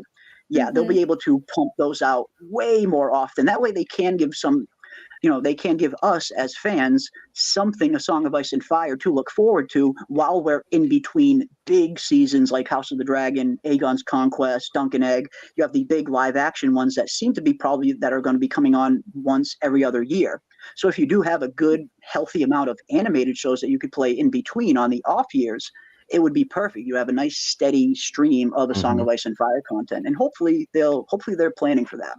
Yeah. Hopefully. But yeah, that is a very good point. The budget in season 3 is going to be astronomical. Yes. They spent roughly around $200 million on season 2, from what I'm told. Roughly around 180 to 200 million around there they spent on season 2. So if that was the budget for the second season, the third season, with everything they have to get through, it's probably going to be $50 or $100 million more than that. It could be a $300 million season when all is said and done, if they actually want to do all of those things in one season, which they might not. It's a lot. It's a lot to it's a big plate to chew on in one season. But I guess we'll see. I guess we shall see. But we got another $5 from Radical Z. Thank you so much, Radical Z. Appreciate it. I feel like season 3 needs to. Season 3 needs to up the budget. LOL. I will complain if they hold off on the Gullet until the season 3 finale. Please do a YT show. I really hope a YT show gets greenlit. Yes. That would be freaking phenomenal. Or even if it's just like an old school YT show, give me the Great Empire of the Dawn. I want a Dawn Age. I want a whole show about that. The Great Empire of the Dawn. Just the Dawn Age in general. That'd be cool. So much I could rabbit hole about with that stuff. That would be really cool. That would be really cool. But yes, no, you're 100% right as well. They're definitely going to have to up the budget in season 3 if they do want to adapt all of these big events in the course of just one season. Yeah, that's going to be a pretty big budget indeed. Indeed. And thank you so much for the 5. Thank you so much. Oscar Tully was good. Yeah, I liked Yeah. Oscar Tully in this Oh, last yeah. episode. I thought he kind of, for someone that is so young that probably doesn't have a whole lot of respect and faith among his bannermen yet, just because he's very green. I thought he did okay. I thought he did okay. Damon certainly kind of, let him kind of walk all over him a little bit, but I think Damon recognized in that scene that Oscar needed to be respected by the rest of the bannermen of the River Lords, or Damon would have had no chance of earning their army, really. So yeah, I was impressed with young Oscar Tully. I'm forgetting the actor's name, but good actor, really good actor. I saw a lot of people comparing his character to young Lyanna Mormont when young Lyanna made her first appearance in Game of Thrones, and it was kind of similar vibes in terms of making a really strong entrance for a very young and unseasoned character. Yeah, Oscar Tully was not bad. Was not No, bad. I thought that was that kind of turned the episode or the season around a bit for me, because he's standing up for his people against Daemon, who really doesn't give a crap about the Riverlands to the extent that they help him win the war. So I thought him standing up for his people was, and then turning the tides on the Blackthorn, the Blackwoods. Yep. Yeah, the Blackwoods guy, and basically manipulating Daemon into getting revenge for the Brackens was an interesting twist. So I like that scene. It was good. It was a good scene. I mean, again, for someone so young who is just coming into being Liege Lord of the Riverlands, he needs to establish himself very early on as someone that is capable of commanding respect of his bannermen. And, being so young, he's at a disadvantage there. So he needed to assert himself in this scene. And I feel like he did that. I feel like he definitely did that. I feel like it looks like he has, for the most part, won most of the respect of his bannermen. So yeah, I was impressed with young Oscar Tully. Again, I'm blanking on the actor's name, but the kid did really good. The kid did really freaking good, I would say, for sure. For sure. We got another Visenya fan, Kayla. I know you are definitely happy to hear that.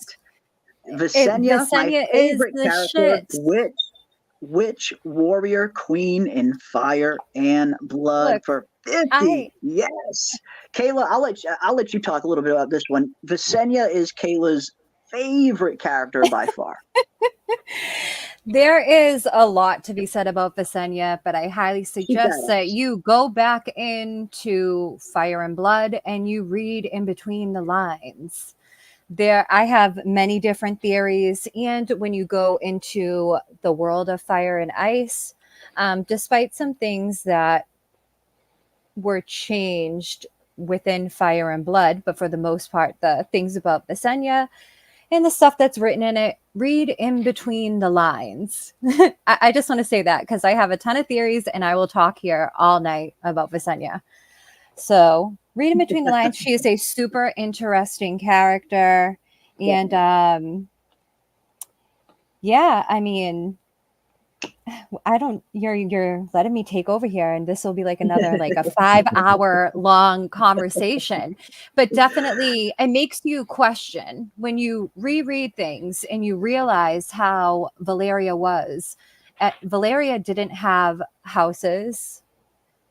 That's something that came from Andal culture. And when you look at sigils.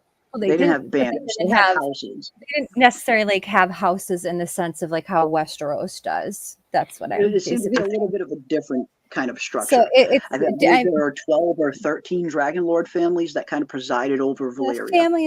The families are different though than like how Westeros is, their culture. Yeah, it seemed like it was a different kind of culture, a different hierarchy, a different culture entirely. That's a good way of putting it. It was a different culture. Yeah. It's a completely different culture. And if you look at how George likes to write things, and if you are reading or have read the A Song of Ice of Fire main books, then for the most part, when you look through things, then you see that historically there have been men that have a magical woman by their side.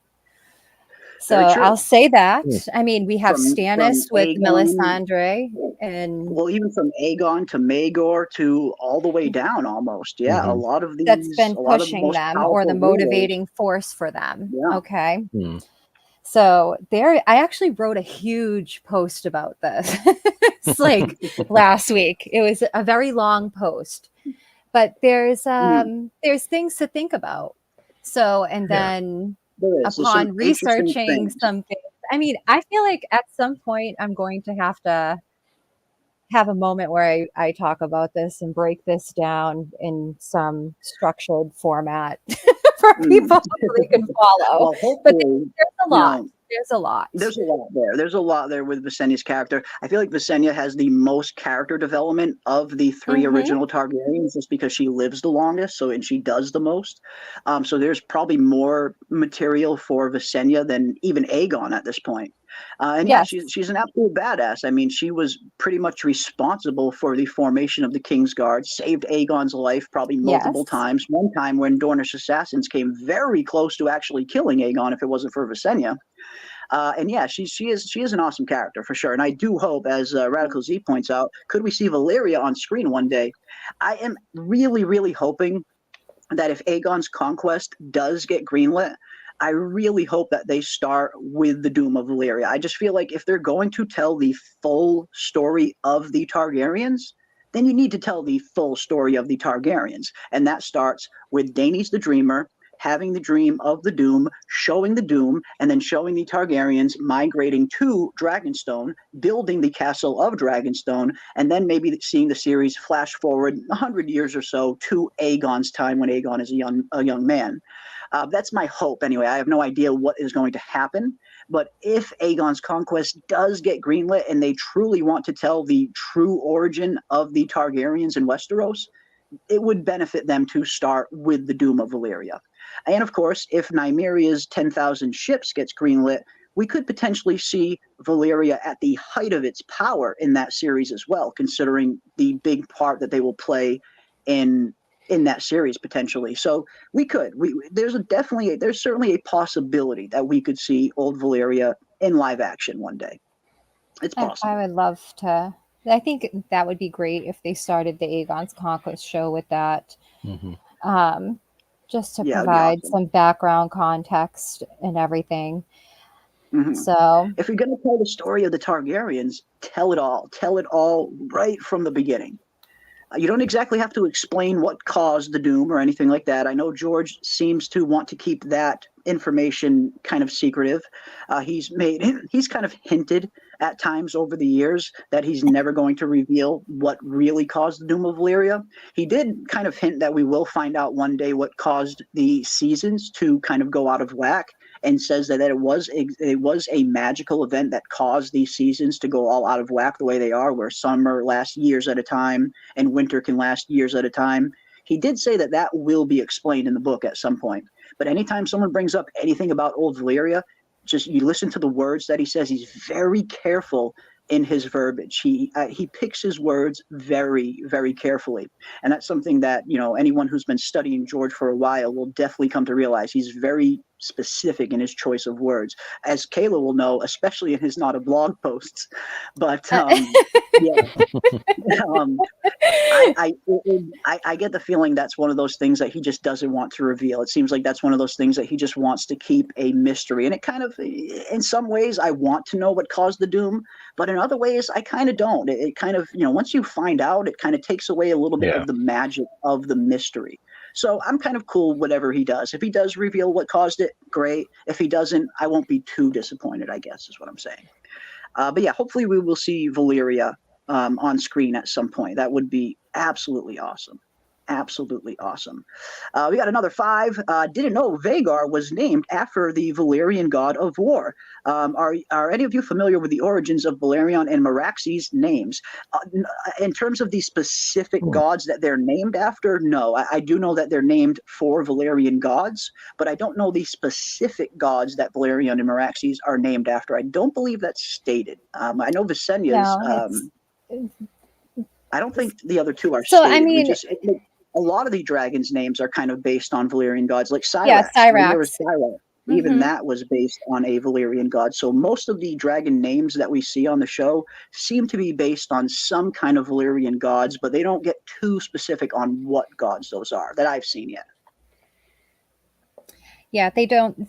Basically, like what we know about the old gods of Valerian is like a pantheon format of gods and deities, I should say. Gods, goddesses, deities, that would be the correct word. Yeah, and they don't really say anything much other than, they were gods of the freehold of Valeria. That's pretty much all of the information that I've read about. I mean, it would actually be really cool if that was broken down at some point. Who knows? And Maybe in the next Fire and Blood too. Which god? Yes. I mean, I really want a copy of. I really want George R. R. Martin to finish Winds of Winter, but I really would like him to write Septim Barth's book, and I would think that information would probably be within there. That would be so cool, especially recently with George kind of coming out and pretty much confirming that Septim Barth was right about a lot of his theories. Yes, I would love for George to actually write out that full book, Dragons, Wyverns, and Magic. Like, let me get that whole book. Yes. I want to read it. I want that. But yeah, who knows? Maybe we'll find out someday what specific gods these dragons are named after. I'm not expecting it, but we do know for the most part that at least most of the names are based off some kind of Valyrian gods. But what specific gods those are, I guess we'll have to wait and see if that's revealed. We got another 5 from Leo V. Thank you so much, Leo V, for the 5. At Harrenhal, the 3-headed dragon Sigil could represent Aegon, Maegor, and Daemon. Season 2, Daemon doesn't want to follow footsteps of his forefathers. Ooh, interesting. Interesting, huh? I must say I didn't really even think of that as a possibility, but I suppose it could be possible. I honestly, I didn't even really think of that, but I like your thinking, Leo V. I like your thinking. George has recently come out with some statements on how he feels about the Targaryen sigil, and he has certainly made it clear he is not a fan of the Targaryen sigil having 4 legs. And this is something George has been adamant about for years and years and years. Like, for as long as I could remember, this has been a very specific point that George has always made. His dragons have 2 wings and 2 limbs. That is it. But yeah, George was it seemed like he was very upset by the 4-legged Targaryen sigil. And that started in Game of Thrones. That wasn't even a House of the Dragon thing. Game of Thrones starts off with the real Targaryen sigil with just 2 legs. And then right around either season 4 or season 5, right around there, all of a sudden they switched the Targaryen sigil to have 4 legs out of nowhere, and they didn't really have a reason why they switched it. But yeah, George wasn't happy about it. Seems like George was not. Has anyone seen the interview that he had? It was like George R. R. Martin's night with Shay, the actress that played Shay on Game of Thrones. I've seen bits and pieces of it. I never watched it in its entirety, though. He literally breaks it down to her then about dragons. It's scientifically not right and everything, like things that he said within his blog. So he's not a fan of it. Okay, so all right.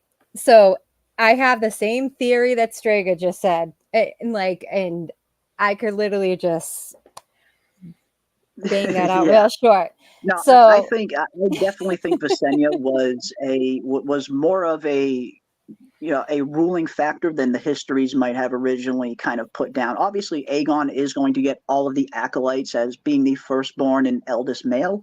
But yes, I'm right there with you. I think Visenya was vital in ruling things from behind the scenes. Well, I mean, we know that what George does within writing, but we also know that there is a history factor. And like I said, we definitely know that with certain male character storylines and within lore, songs that were presented and legends, there's always magical women by their sides. Think about Stannis, like I said, the Bloodstone Emperor, the Night's King, Clarence Crabb.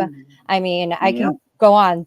During God's Grief, Aemond with Alice, etc. There are countless examples. Yeah. Jon There's Snow a and lot. Melisandre in Winds of Winter. So I mean, but there's just so many different things, and like I said, how they lived very differently until they merged in with them. There were translation errors in the history books. She's the firstborn, and that's a lot different in different cultures until coming into Westeros. She was doing a lot of things that Aegon should have been doing as king.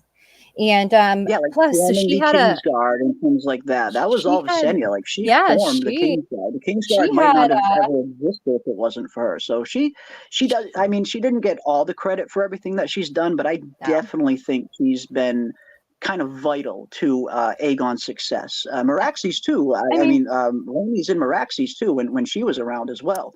That's why a lot of people were hoping that it's referred to as the Targaryen conquest and not exactly Aegon's conquest, which I understand. I like Aegon's conquest myself personally, but I can totally understand the case that people are making for Visenya. She definitely seemed like she was a kind of vital look at her part concern for having an heir. Look at her concern for having an heir more than anybody. How important it was, the characteristics that needed to be had for a kingdom in order for it to be successfully be run. I mean, there's so much. I could talk about this forever. So I'm just gonna zip it. When season 2 ends, we are going to probably still do some Song of Ice and Fire in House of the Dragon streams every once in a while when season 2 does end. So maybe we can do one of those, Kayla. Maybe we can do a stream just focusing on Aegon's conquest, and we can kind of dive deep into Aegon, Visenya, Rhaenys, and all of that. I'm definitely down to do that. I'm up for. I'm up for any talking about a Song of Ice and Fire in any way, shape, or form. So. Yeah. Well, speaking of any way, shape, or form, we have a question in the chat for you, Khaleesi. Do you have video about your Visenya theories? I'd love to hear them. I have been telling Kayla this for so long. She needs to start a channel. She's so knowledgeable on this stuff. She's got the best reading voice I've ever heard in my life. If anyone hasn't seen, I do have a video on my channel where Kayla read the entire prologue of Game of Thrones. It's my favorite chapter overall. When I look at all of the chapters that George has ever written, even including the Winds of Winter preview chapters, my favorite chapter still to this date is the prologue from the very first book. Kayla did a phenomenal reading of that and really just has the best reading voice I've ever heard in my life. So I've been dying or begging Kayla to start a channel at some point. And hopefully maybe one day she will when she has enough time. Oh boy. For now, you can find me here. When I'm invited on here, I'm here for now until I'm no longer invited. No, you're always invited. You are always invited. So but one thing I am going to do is I'm going to throw the link to that in the chat. If you guys want to check this out after the stream is over, definitely check this out. This is a phenomenal reading of the Game of Thrones prologue from the awesome Khaleesi. So definitely check that out after the stream if you guys haven't already. We should do more readings. We should. I know we've talked about it so many times of doing some Winds of Winter preview chapters. Yes. Diving into Mercy, diving into Euron. Yes. And I think we definitely need to do that. Once House of the Dragon is over and we don't have episodes to review anymore, maybe then we can start diving a little bit more into some of the book stuff. If that's something that you guys would love to come and hang out and talk about, we would definitely be down for sure. For sure. I'm always down to read. So. Radical Z says, I'd love for them to start the Aegon show with the Doom, like how House of the Dragon starts with the Great Council of Harrenhal. And I do think that would be the best bet. I really think that is the best bet. Yes. I have a question for you. What was your favorite moment in this past episode? If you had besides the claiming of the dragons, which everyone So I mean, yeah. I was just curious. I know what mine was. Let's see. let's see. I'm trying to think of what else happened besides the claiming of the dragons. But I haven't watched it. Oh, definitely Viserys, without a doubt. This scene I right miss here. Patty Constantine so much. This show Yes. is not the same without him. It's And just I will not, say, it's just not the same. out of everything that happened on with Harrenhal, I mean, definitely having him reappear and the way that he appeared in this manner and how I read that this was like his decision to do. It was his idea to appear in the decrepit makeup. And again, I know I've said this like a broken record at this point, but it really shows that Paddy Considine has such a deep understanding for the character that he's playing. To come up with this idea on his own, it really showcases that he just gets the character he's playing. He gets the character of the series very well. Oh, I thought the scene was so well shot, and then having that black goat there. And me, I'm always digging deeper into symbolism, and I'm like, that's about sacrifice right there. Oh yeah, there's this black goat there. It was definitely a great scene. I mean, any excuse to bring Paddy Considine back to the show, I am all for it. Now, I've certainly been very critical of the Daemon storyline in season 2. I do feel like it kind of dragged on. I do feel like the hallucinations dragged on maybe a little longer than they should have. But at the end of the day, I do feel like we got a pretty good payoff from it in this latest episode in terms of all of the hallucinations kind of leading to this culminative scene between him confronting his dying brother and really being confronted with the question, after everything you've seen, is this something that you still want? So there was some decent payoff to the Daemon DMT spirit quest. I just feel like it maybe lasted a little too long. But any excuse to see Paddy again, yeah, I'm all for. The guy's just so great. The Weirwood Paste quest. Yep. We got another 5. Thank you so much, Romara 30.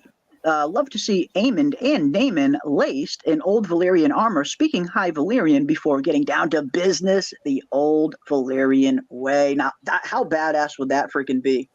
Oh, yeah. Yes. I mean, when we do eventually get to some Daemon, versus Aemon stuff, which, when we get to the God's Eye and all of that, yes, I would love for, the whole scene that happens outside of Harrenhal when Aemon first kind of shows up and they're greeting each other. You have lived too long, uncle. All of that stuff.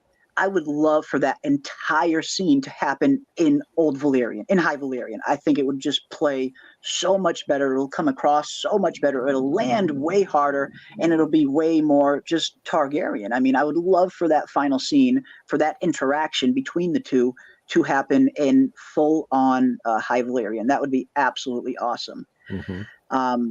But yeah, I mean, who's ready for the God's Eye? I know I am. Certainly am ready for the God's Eye. I'm ready, and we're not even close. we're not even close, but I'm super, super ready. And we're already kind of foreshadowing it a little bit in terms of Aemon saying that his uncle is a challenge that he would welcome. And of course, the heavy foreshadowing that we get from Alice Rivers when she first appears, telling Daemon that you're going to die in this place.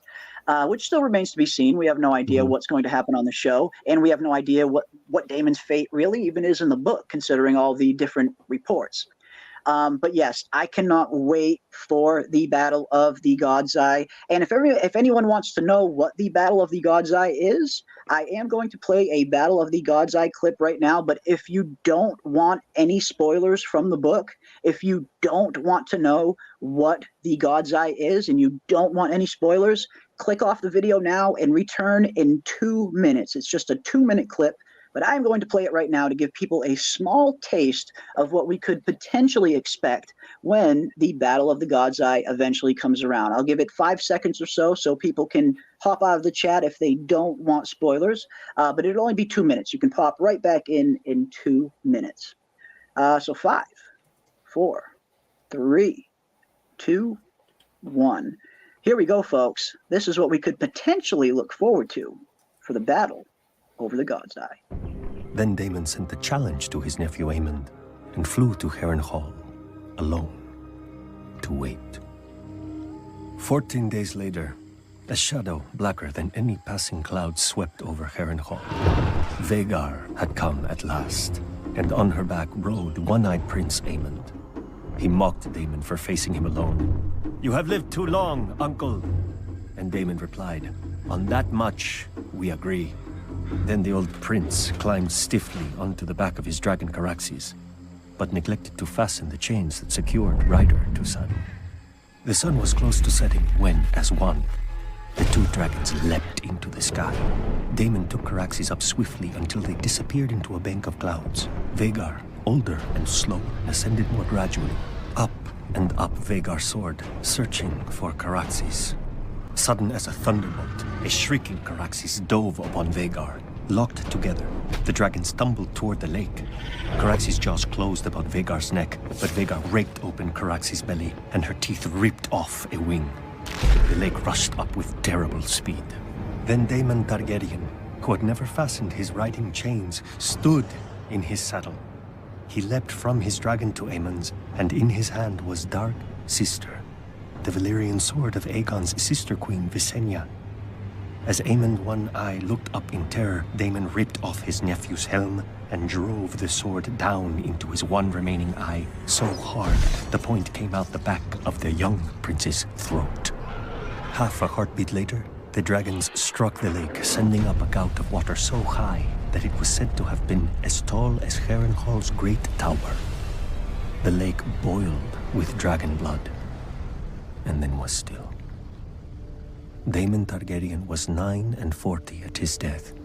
Prince Aemond had only turned 20.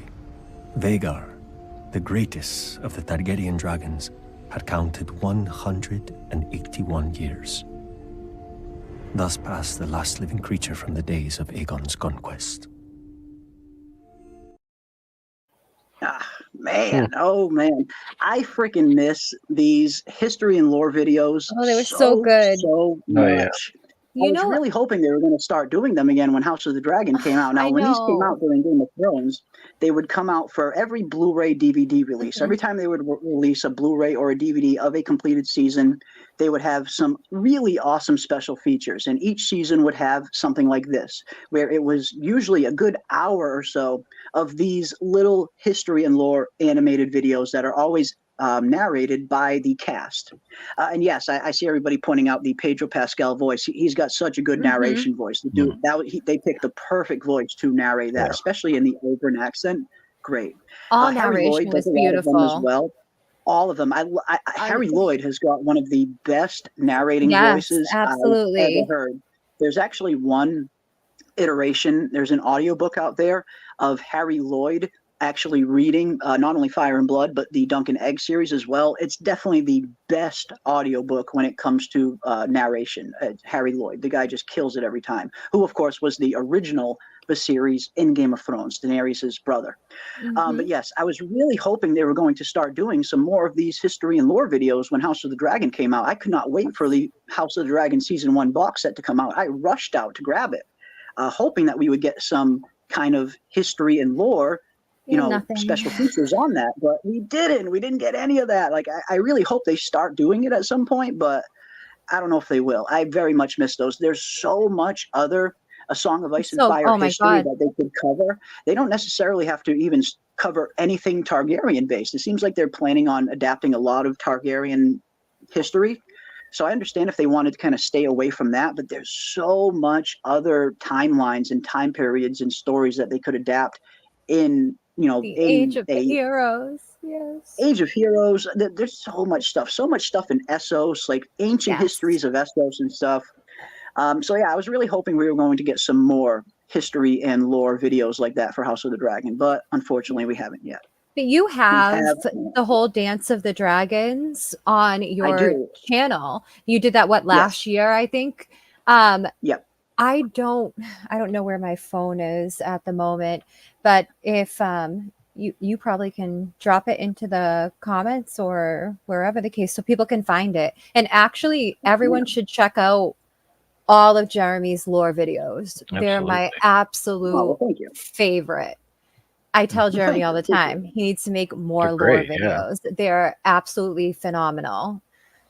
I appreciate that. And once I'm not as busy and I'm not actually reviewing episodes, I will definitely have much more time to kind of dive in and start doing some more lore videos. So the lore videos will definitely be coming back once House of the Dragon ends, and I'll have a little bit more time then as well. But yeah. Yeah, Robert Baratheon's narration is Yes. where yes, Robert. That's right, I forgot. Mark Robert's Addy might was be the great. best. It was Roberts may actually be the best. And speaking of Roberts, I think I have Roberts right here that we can play. And luckily, this is an event that already happened on the show, so it's not really spoilery. Yeah, here is good old Robert Baratheon's phenomenal narrating voice. When ravens carried the news of Aegon's coronation to Dragonstone, Princess Rhaenyra summoned her own Black Council. With her was her uncle and husband, Daemon Targaryen, considered by many to be the most dangerous man in Westeros. Few lords supported her, but the greatest of these was Corlys Velaryon, who controlled the largest fleet in the realm, and his Targaryen wife, Rhaenys, the old king's sister. Then there were her 5 sons, although none grown to manhood. A pitiful assembly, really. Combined, they couldn't match the power of House Hightower alone. But Rhaenyra had dragons. She, Daemon, and Rhaenys rode huge and formidable beasts, and 3 of her 5 sons were riders as well. Dragonstone also housed 6 more dragons without riders. Against this, King Aegon had only 4 dragons of his own. Dragons can burn a city, but only armies can take and hold it. If she was to prevail, Rhaenyra desperately needed the support of the few great houses not already sworn to Aegon. Her eldest son, Jaehaerys, flew to the Vale in the north. Her middle son, Lucerys, flew to the Stormlands. Rhaenyra hoped that the war would begin and, if the gods were good, end with diplomacy.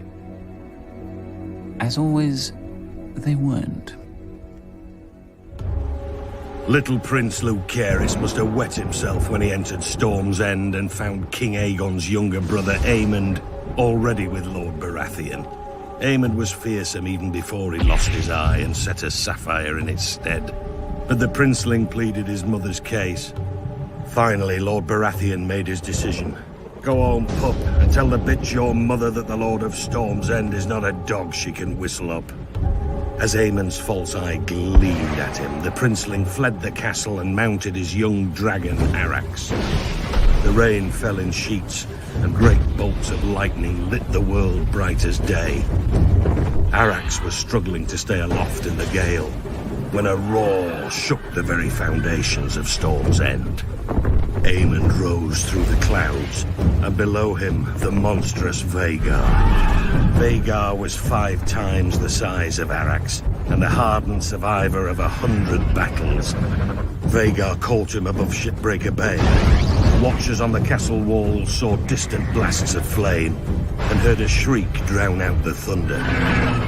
Prince Lucerys fell, broken, to be swallowed by the waves. With his death, the War of Ravens came to an end, and the War of Fire and Blood began. Yes. I think yes. The narration for that series was done phenomenal. It was just absolutely phenomenal. So I love good narration. Me too. I love a good narration, and I 100% agree with all of you as well. Missing Bobby B every freaking day. If there's any, I mean, it's hard to say which character from Game of Thrones I miss the most. That would be like a really, really, truly tough question to answer. But Bobby B is definitely in the top 3 or top 5, without a doubt. The dude was just, Mark Addy is such a phenomenal actor, but he settled into the role of King Robert so beautifully, especially that King Robert, the King Robert that's a little bit older in years, that's fat by that point, not the grizzled young warrior that we know from the rebellion. Yeah, Mark Addy was he was a treat to watch in that first season. Him and Sean Bean both, they really anchored season 1 with some phenomenal actors, and then handed off the reins to a new, up and coming younger generation of actors who took that ball and just ran with it, at least until season 7 or 8. But that's not so much their fault as much as it was the writing. But yeah, Bobby B. If there's anyone I miss, it is Bobby B. The wit on Bobby B. I mean, come on. Like, I know someone said it. Yeah. Go find the breastplate stretcher. Between him and the Hound, the best line. Him, the Hound, and Braun. Braun definitely. Love and Braun. That's one thing that I've been saying that House of the Dragon is missing. That's the one kind of character that House of the Dragon is missing. That Ulf the White might be filling that shoe now, though. Seeing Ulf the White and seeing how kind of funny he is, it seems like Ulf the White might turn into that kind of comedic relief character that House of the Dragon has so much been missing. Because, like, yeah, I mean, that's just the one thing that just me personally, maybe, and again, maybe it's just my bias or just my opinion, but I feel like that is the one kind of character type that House of the Dragon has been missing. That one character with that witty, hilarious dialogue every once in a while that can kind of provide some not only funny lines, but story-wise, narrative-wise, can provide some comedic relief every now and again as well, because the Dance of the Dragons gets very dark. So it would be nice to have that one character there that can provide some comedic relief every once in a while, like Tyrion did, like Braun did, like the Hound did, like Bobby B did. That is the one character that House of the Dragon is missing up until this point. I feel like that's why so many people have wanted Mushroom, because Mushroom could have kind of been that character on this show. But it seems like Ulf the White might be stepping into that role. And that's pretty cool. I mean, the actor playing Ulf the White, Tom Bennett, the guy is absolutely hilarious. He is so funny. I love seeing his behind-the-scenes features. Anyone who hasn't seen the behind-the-scenes features that they have been releasing this week, there's a few that are really, really good, and they show Tom Bennett on set. He's having so much fun. You can just tell the guy is having so much fun playing this role of Ulf the White. And it just looks like the dream job for him. You can tell he's really having a blast. But yeah, I feel like Ulf might be that one character that might kind of give us some of that comedic relief every once in a while. Hopefully. I mean, we got Sir Simon. Thank the gods for Bessie and her tits. Jeremy, you have the best British accent give me something for the I've ever heard. Let me die. Confession. I'm going to watch some season 1 after the stream just to get some Bobby B. Hell yes to Stella Dapster. And I announced this in the Discord last week, but I will announce it here as well. When House of the Dragon is over, we are going to be doing a rewatch of Game of Thrones Season 1. We are going back right to the beginning, and we are watching Game of Thrones Season 1. We're going to try and do 2 episodes a week, but we are going to be doing some watch parties live directly in the Discord, most likely. I'm not sure if we can't really do them on here because I can't show the episode on screen. So they'll most likely be in the Discord. So if you haven't joined our Discord yet, definitely hop on in there. And yeah, I've been getting a lot of requests to do some watch parties, and in particular, some Game of Thrones watch parties. And it has been so long since I've watched season 1. I haven't seen season 1 in probably at least a year or 2. So I am so down. We are definitely going to go back and rewatch all of season 1 in the Discord when House of the Dragon is over. And obviously I'll have a little bit more time then. That is when we are going to start it. So probably a week, maybe 2 weeks tops after House of the Dragon is over, we are going to go right into some Game of Thrones season 1 watch parties. So if you're interested in that, join the Discord. Join the Discord. Discord is a fun place. There's some awesome people in that Discord. There's always great theory crafting going on, and we talk about a myriad of different things in that Discord. It's not specifically a House of the Dragon Discord. We talk about all of our favorite shows in there in terms of From, House of the Dragon, Shogun, Yellow Jackets, and all of the other shows that we'll probably be covering here on the channel, like the upcoming Dune Prophecy, which I will be covering here on the channel. I'm a huge Dune fan. Dune is probably my third favorite book series. After A Song of Ice and Fire and after everything Lovecraft, Frank Herbert's Dune series is probably my third favorite book series overall. So we will definitely be covering Dune Prophecy when that show comes back out. I can never get enough Dune. So yeah, hop in the Discord if you haven't already, and we will definitely be doing some Game of Thrones season 1 watch parties when House of the Dragon ends. I can't wait. I haven't seen season 1 in forever. It has been so long since I've seen that first season. But yeah, if you're interested in that, come and join us. And of course, season 1 gives us a lot of really, really funny moments. I cannot wait to relive season 1 of Game of Thrones. It's been forever since I've watched that. But yes, here we are, folks. We are getting closer and closer now. We are less than 24 hours away from the finale of House of the Dragon Season 2. And it's going to be interesting. Again, it's going to be interesting. I know we have been trying to kind of decipher exactly how Season 2 or where Season 2 will end. It's really hard to kind of predict, considering that the show has kind of done its own thing at times. So I cannot wait. I'm really looking forward to seeing exactly how this last episode ends. I really hope it ends on a high note. It's going to be interesting. They have been foreshadowing a great different many events in terms of clearly setting up some Battle of the Gullet action. They've definitely been setting up the Battle of the Red Fork and maybe even the Fish Feed by them constantly showing us this Lannister army on the move. And now that the Winter Wolves are actually entering the fray, the Fish Feed gets even more likely. So yes, they are foreshadowing some very big events. So it's going to be very interesting to see where exactly season 2 ends off on and what they choose to save for season 3. At this point, as much as I really want to see a battle in this last episode, I don't think we're going to get one. I just get the feeling that's not where the finale is heading. But who knows? We are going to find out sooner or later. But let me get everybody's opinion on that in the chat right after I get this super chat from Strega for another 50. Wow, thank you so much. I agree. The Targaryen conquest sounds better. I mean, I wouldn't mind it. I mean, I certainly wouldn't mind it if they called it that over Aegon's conquest. I certainly wouldn't have a problem with that, because it is a Targaryen conquest at the end of the day. Visenya and Rhaenys were just as vital as winning Westeros as Aegon was, for sure. So yeah, I would totally be fine with that. It wouldn't bother me.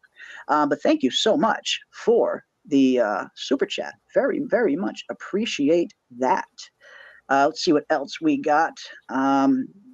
Nope, we got one more. I see it. I see you, Radical Z. I'm coming to you next. I see you, my friend. Let me get that super chat. Not all of them are popping up on favorites today. Usually when someone sends in a super chat, it automatically goes into a different folder on StreamYard that I can easily see. But for some reason, they haven't all been going in there lately. So sometimes I have to fish for them. So I'm sorry if it takes me a minute to find these super chats at times. We got Radical Z45. I think in season 3, we could see the Gullet, Fall of King's Landing, Tumbleton, and if we're lucky, Butcher's Ball. I think smaller events will only be referenced. Yeah, I definitely think, I mean, in terms of like the big events that they kind of have to show, yeah, I mean, they can't just skip over the Battle of the Gullet like they did the Burning Mill. They certainly can't just skip over the Fall of King's Landing, and they definitely cannot skip over the Butcher's Ball in terms of what happens in the Butcher's Ball. So yes, I get the feeling we will probably maybe see all 3 of those things. Who knows if we'll get even as far as Tumbleton, maybe. It's hard to tell like what they're going to do with season 3, how the pacing is going to be. And if we're going to get 10 episodes or 8, it's really hard to tell until we know. But yes, it looks like at the very least we're going to have some pretty big events in season 3, big events that they cannot skip over. They can't skip these events. They're just too vital. They're too big, and they're catalysts for where the show goes after these events. Very much like it would be like skipping Blood and Cheese or skipping Rook's Rest. Some things they just can't skip. And yes, the Battle of the Gullet, King's Landing, and Butcher's Ball, those are very much events that they just cannot afford to skip. So yeah, it looks like season 3 is going to be crazy. Looks like season 3 is going to be crazy. But let me get everybody's opinion on this before we get ready to close things down and gear up for tomorrow night. Of course, tomorrow night at 7 p.m. Eastern, 2 hours before House of the Dragon finale premieres, I will be live right here on the channel to do our usual pregame show, which is always a ton of fun. So definitely come and hang out with us tomorrow night, 2 hours before House of the Dragon airs. We will be live, hanging out right here and just killing some time while we wait for the finale. We got another $2 from the Stellar Napster. Thank you so much. Do they go back and forward in time next? Interesting in terms of the next spinoff that they're going to do.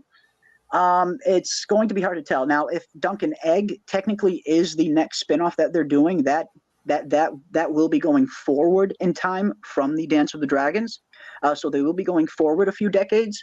But if they do Aegon's Conquest, obviously that will be them going way back in time again. So it looks like, based on all of the shows that they have already greenlit and all the ones that are kind of in pre-production hoping to get greenlit, it looks like they're jumping all over the place in terms of different time periods. So it seems like we're going to get a lot of stuff, but all of them seem to be prequels to Game of Thrones. Every show that's in development that I've seen, all of them are prequels to Game of Thrones. The only show that was actually going to take place after Game of Thrones was the Jon Snow spin-off series, which we have unfortunately learned has been shelved for now. Maybe they'll revisit that one at some point years down the road. Hopefully they do. I was actually one of the few book readers who really wanted to see the Jon Snow series just because I was kind of intrigued with what Kit came up with, especially knowing that it was Kit Harington's idea. So I was kind of looking forward to that series, but every other show that is currently in production, they are all going to be prequels to Game of Thrones. None of them seem to be set after Game of Thrones. But yeah, they need to do that Jon Snow show. Yeah, unfortunately, I know you were looking forward to Jon Snow too. I know you were looking forward to that. First of all, if HBO wants to make money, that's definitely a cash cow for them. Number one. Number two, any chance that they have to, because they can't like, there's no other way to put it. They can't unfuck the shit that was done in season 8. I can't put it in any other terms. So the only way that they can progress forward and kind of wipe some of the bad tastes that was left with is through whatever they do with the Jon Snow show. I mean, they can hire me. I'll gladly write it. I know how I would do it. I know exactly what I would do. I'll do it for free. I mean, I've already been plotting out my version of Winds of Winter, and yes, I am going to be writing my own version of Winds of Winter. It's something I talked to Kayla about once, and I hope that Kayla and I will probably collab on it a little bit. But when I have a little bit more time, I'm going to dive a little bit more into it. But I do have a rough outline as to where I think or I hope Winds of Winter might play out. So you might see a Jeremy Ice and Fire version of Winds of Winter in the future at some point, if I can ever have enough time to get back to it and actually write it. And one thing I actually really want to check out is if Preston Jacobs ever finishes his version. I have heard rumors of Preston Jacobs writing some kind of version of Winds of Winter, and he seems like he's very intelligent, so I hope that he does that at some point. I would love to read it. But yes, I do have kind of my own outline as to where I think Winds of Winter might be going, and hopefully I can kind of get working on that at some point. But yeah, it looks like at the very least we have a lot of A Song of Ice and Fire series to look forward to in the future. A lot of prequels that are in either development or pre-production. Dunk and Egg, of course, we do know will be coming out next year. Now, unfortunately, season 1 is only going to be 6 episodes. But if season 1 does really good, maybe the second season could have more episodes. That I do kind of understand a little bit more, considering Dunk and Egg is a much more shorter and smaller story in scale compared to House of the Dragon and Game of Thrones. There's no dragons in it. There's not really any magical elements or anything like that. It's just a straight up well-written story.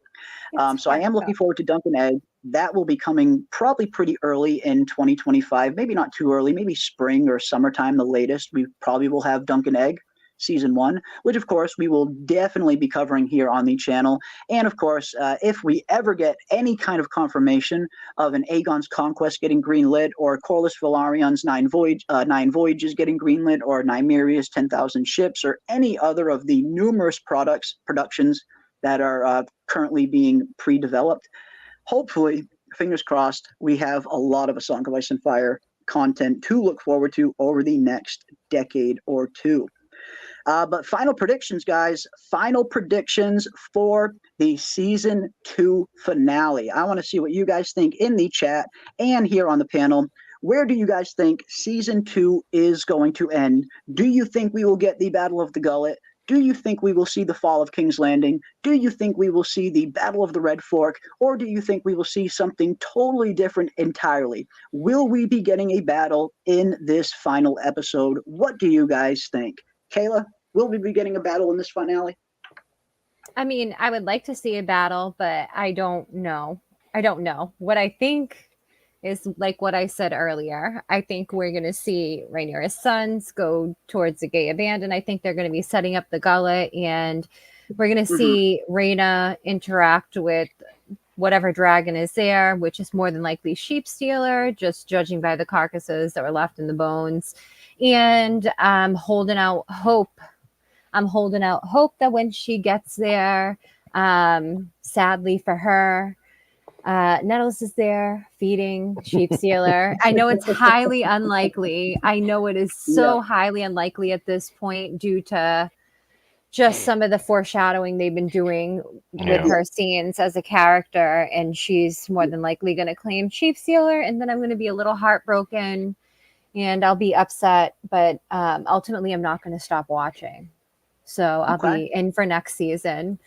So, yeah, I mean, I think that's what it's going to end on, at least. I mean, I'm not sure. I mean, I know we're seeing the Winter Wolves tomorrow, so we can expect whatever's going to happen with the phrase. I mean, I don't know. I don't know. So that's about it. I just need to watch. I have a lot of, how can I put it? I'm excited, but I'm also nervous. Me too. I'm 50-50. I'm 50-50 excited. Yeah. 50% nervous at this point. But either way, I do really want to see how they're going to end the second season. I'm very intrigued based on everything that they have been foreshadowing. It's going to be very interesting to see where exactly they choose to end the season and what they say for season 3. Like I said, I think this is... Sorry. No, go ahead. Sorry. No, I was just saying, like, to me, it just seems like I know I have to wait until tomorrow and then rewatch all the episodes consecutively together. But to me, it's kind of like in the grand scheme of things, this season is just like filler in the grand scheme. Like once we got, I mean, the plot, progressed at a pretty decent rate up until Rook's Rest. And then the plot has been advancing pretty slow from there on out, which is definitely a fair criticism, I would say. What about you, Snug? You think we'll get a battle in this finale? I don't know. I figure it has to end on some type of cliffhanger, just because that seems how these things do. I would guess that you would have that Rhaenyra would be sitting on the throne. That's how they'll end it. Is the fall of King's Landing. Ooh, okay. That's what I would guess. It seems like that's what they're setting it up for. I mean, we have seen King's Landing has been under a lot of unrest. I mean, they definitely have been laying the groundwork for that with Rhaenyra's handmaiden inside King's Landing, kind of laying the ground for propaganda work and stuff like that, and recruiting Dragonseeds and all of that. So they have definitely been at least laying the groundwork for the fall. So who knows? Who knows? We got a super chat from Stellar Napster. What percentage of Bran Stark do you think is Brendan Rivers? Ooh, interesting. When it comes to the whole three-eyed raven thing, I tend to think that the three-eyed raven is kind of an entity unto itself, but whoever is inhabiting that entity kind of holds on to at least a trace of who they once were. So I wouldn't be too surprised if there is a trace of every other three-eyed raven inside Bran. Maybe not a whole lot, but I wouldn't be too surprised if there's a small trace of Brendan and all of the previous three-eyed ravens maybe still in Bran. I wouldn't be too surprised if they kind of hold on to some kind of part of it, maybe.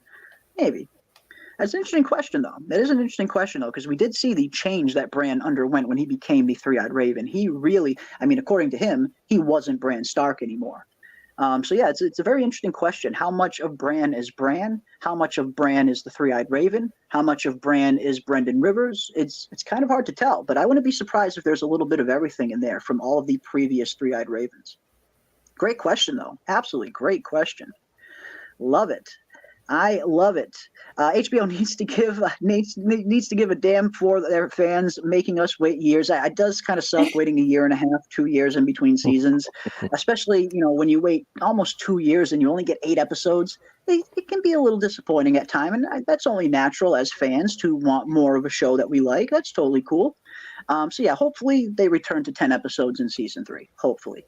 Yeah. Delilah says, I'm thinking maybe Red Fork, Fish Feed, or a mashup of them both. Then they set up for the gullet as a cliffhanger, I'm like a child before Christmas. That would be pretty awesome. And considering how kind of close and similar the Red Fork and the Fish Feed are, I could definitely see them potentially just turning that into one big battle. That's a possibility. That's definitely a possibility. I mean, it definitely involved the Lannisters, so definitely involved the Lannisters. Yep, and we've seen we see that they have the Winter Wolves there. So I mean, that's possible. Definitely possible. If that doesn't happen this season, that will definitely happen probably pretty early in season 2, if not.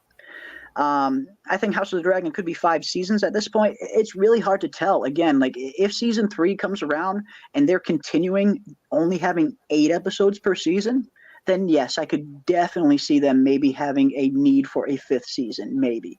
I guess it all depends on what they do with the pacing in season 3. The pacing was pretty quick for the first 4 episodes in season 2, and then the pacing really slowed down in the back half of the season. So it's going to be hard to tell exactly how much they are going to adapt. I think we'll have a better understanding after this finale airs and we see exactly where season 2 ends. But yeah, I mean, it's a 5th season is definitely not out of the question at this point for sure. Vic says we'll be left with a huge cliffhanger for sure. I get the feeling we're heading that way as well. I tend to agree with you and Kayla in terms of season 2 probably ending with them setting up the Battle of the Gullet and the Gay Abandon being intercepted by the Triarchy. I think that's a good place to kind of end the second season. Let's see what else we got. Triarchy showing up, says Wolf Spear. There we go. I don't know how it ends, says Ando. Yes. Don't know how, but I'm looking forward to finding out. Could they revisit the Long Night show down the road? I hope so. Right after Game of Thrones ended, that was supposed to be the first spinoff that they were planning on doing before they even thought about House of the Dragon. The first spinoff they were doing was that Long Night Blood Moon show.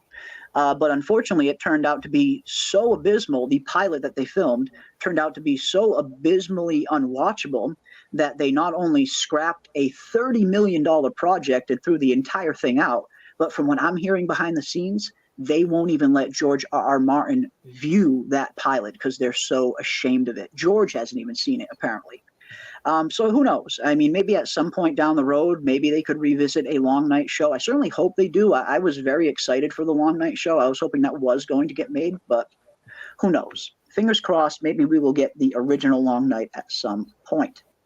MKXD says Triarchy sets off to the Gullet, one big badass wide view of the Triarchy ships, more Daemon doing Westerosi shrooms in Harrenhal, Rhaenyra complaining about her council. You might be right. You might be right, MK. That sounds on par. It sounds familiar. It sounds familiar, if nothing else. Yeah, who knows? You might be right. You might be right. I definitely agree, though. I do think we're heading for some kind of setup for the Gullet to happen early in season 3. That does seem like we're heading. Support the Frumley. Absolutely support the Frumley. Again, anyone who has not checked out From yet, I highly recommend checking it out. I know I must sound like a broken record shouting this show from the rooftops, but I really believe in this show so much, and I really am so convinced that the majority of you would definitely like it if you gave it a chance. Yeah. So yes, definitely check out From. Yeah, it's such a good show. It's got so much going on. The cast is phenomenal. There's something in From for everybody. Whether you're a sci-fi fan, a horror fan, a supernatural fan, there is something in From for everybody. It's just such a good show. So yes, I would highly recommend checking out From seasons 1 and seasons 2. It is on MGM Plus. It is also available on Amazon Prime. And if you are in the UK, it's actually available on Netflix in the UK only. So yeah, check out From if you haven't already. That will be the next big show that we'll be covering here on the channel. Season 3 starts September 22nd. So you guys have more than enough time to catch up on seasons 1 and 2 before season 3 comes around. Check it out. Battles equals money, and that episode 7 Vermithor scene cost as much as a battle, probably. Absolutely, it definitely did. Been here, done that. And I think that's why at least that's why I'm convinced we're not going to get a battle in this final episode. Ryan Condal was kind of very looking back on Ryan Condal's words, I think a lot of people were expecting 2 major battle sequences because Ryan Condal said they filmed 2 major sequences. He specifically says sequences. He never specifically says battles. And thinking back on that now, I think that's because, yes, the sequence that we got in episode 7, the claiming of Vermithor and Silverwing, I do get the feeling that that was probably the second quote-unquote big sequence that he was referring to. A lot of us thought that big sequence meant 2 big battles, but that's not necessarily the case always. He specifically says 2 big sequences. So yeah, I think that those were the 2 big sequences: Battle of Rook's Rest in episode 4 and the conclusion of the Dragonseeds in episode 7. I do get the feeling those were probably the 2 quote-unquote big major events. So that's why I'm not really expecting a big battle in this finale. But thank you. I definitely agree. They're setting up 3 major engagements. They seem to be, right? They seem to be setting up a couple big major events. I did a video on this morning. Check it out if you haven't already. I go much more in depth on the Battle of the Red Fork, Battle of the Gullet, and some of the other possibilities that season 2 could end on, or that season 3 could be starting on. So definitely check that video out after the stream if you haven't already. Awesome stuff, guys. It would end with Rhaenyra going to King's Landing. That's certainly a possibility as well. That is definitely a possibility. I hope Sheepsteel rejects Rhaena. It will give more drama for Rhaena since she abandoned the Queen's own sons for a chance to get a dragon. And doesn't even go on to get the dragon. That would be pretty interesting. It would be pretty ironic. Yeah, here Rhaena is abandoning the one duty Rhaenyra gave her in hopes of acquiring a dragon, only for that dragon to kind of refuse her. It would be kind of ironic, if nothing else. Ando says, I cannot wait to talk about the finale. Hell yes, my friend. We are going to be talking about the finale, of course. Tomorrow night, I will be live for our usual pregame show. After the finale airs, if I have time, I will try and go live tomorrow night directly after the episode. But if not, I will definitely be going live Monday night at our usual time. Usually we do our after shows on Monday night, just because there's so many other after shows that happen right on Sunday night that I kind of just wait for Monday. But if I have enough time, considering this is the finale, if I am able, I will try and go live tomorrow night after the episode airs. But if not, I will definitely be live Monday night, and we will talk all about it. This soundtrack, though, says Rip the Dodo Birds. Yes, absolutely. Great stuff, guys. Great stuff. The Discord link expired. Could you resend? Absolutely. I will absolutely resend the Discord link. Let me do that right now. Yeah, I hate that Discord does that. The links expire after like a week or so. You kind of have to go in there and switch your settings and make it so it's an eternal link. I'm very new to Discord myself. I only just started it, a few months ago because we got so many requests to start a Fromville Discord to where our From community could kind of congregate and theorize and stuff.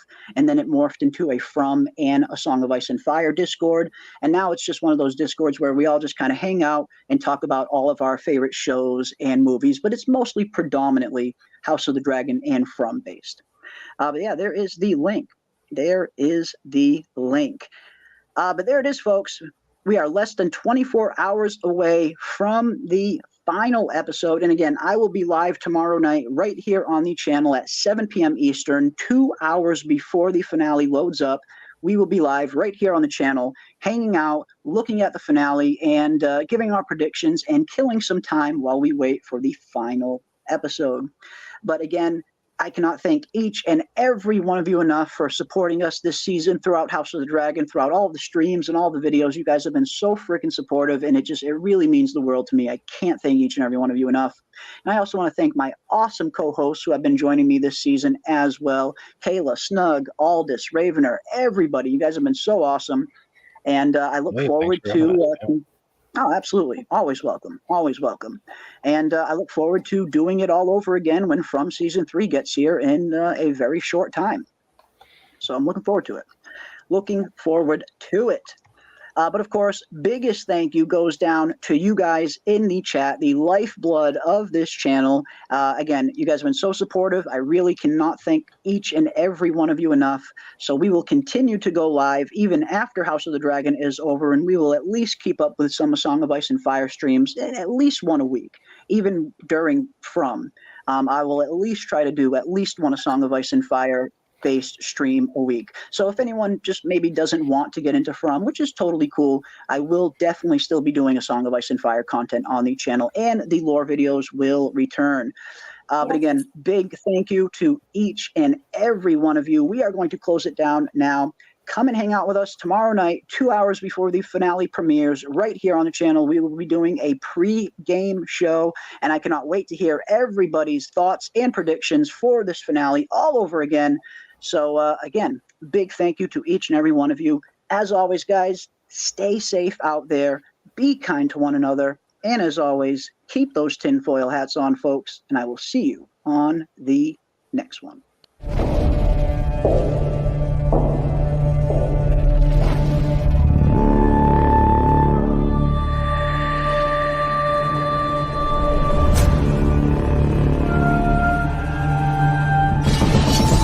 Gods, kings,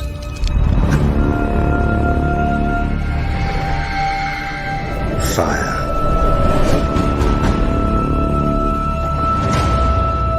and blood.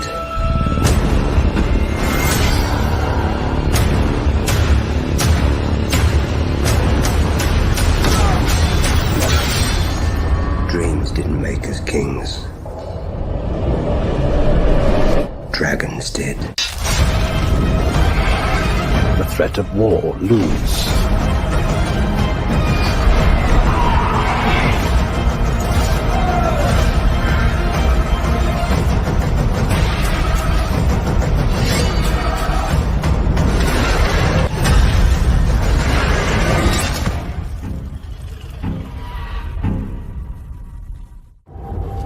There is no war so hateful as a war between kin.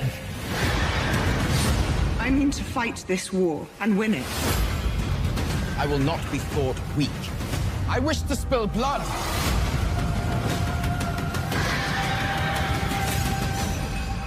And no war so bloody as a war between dragons.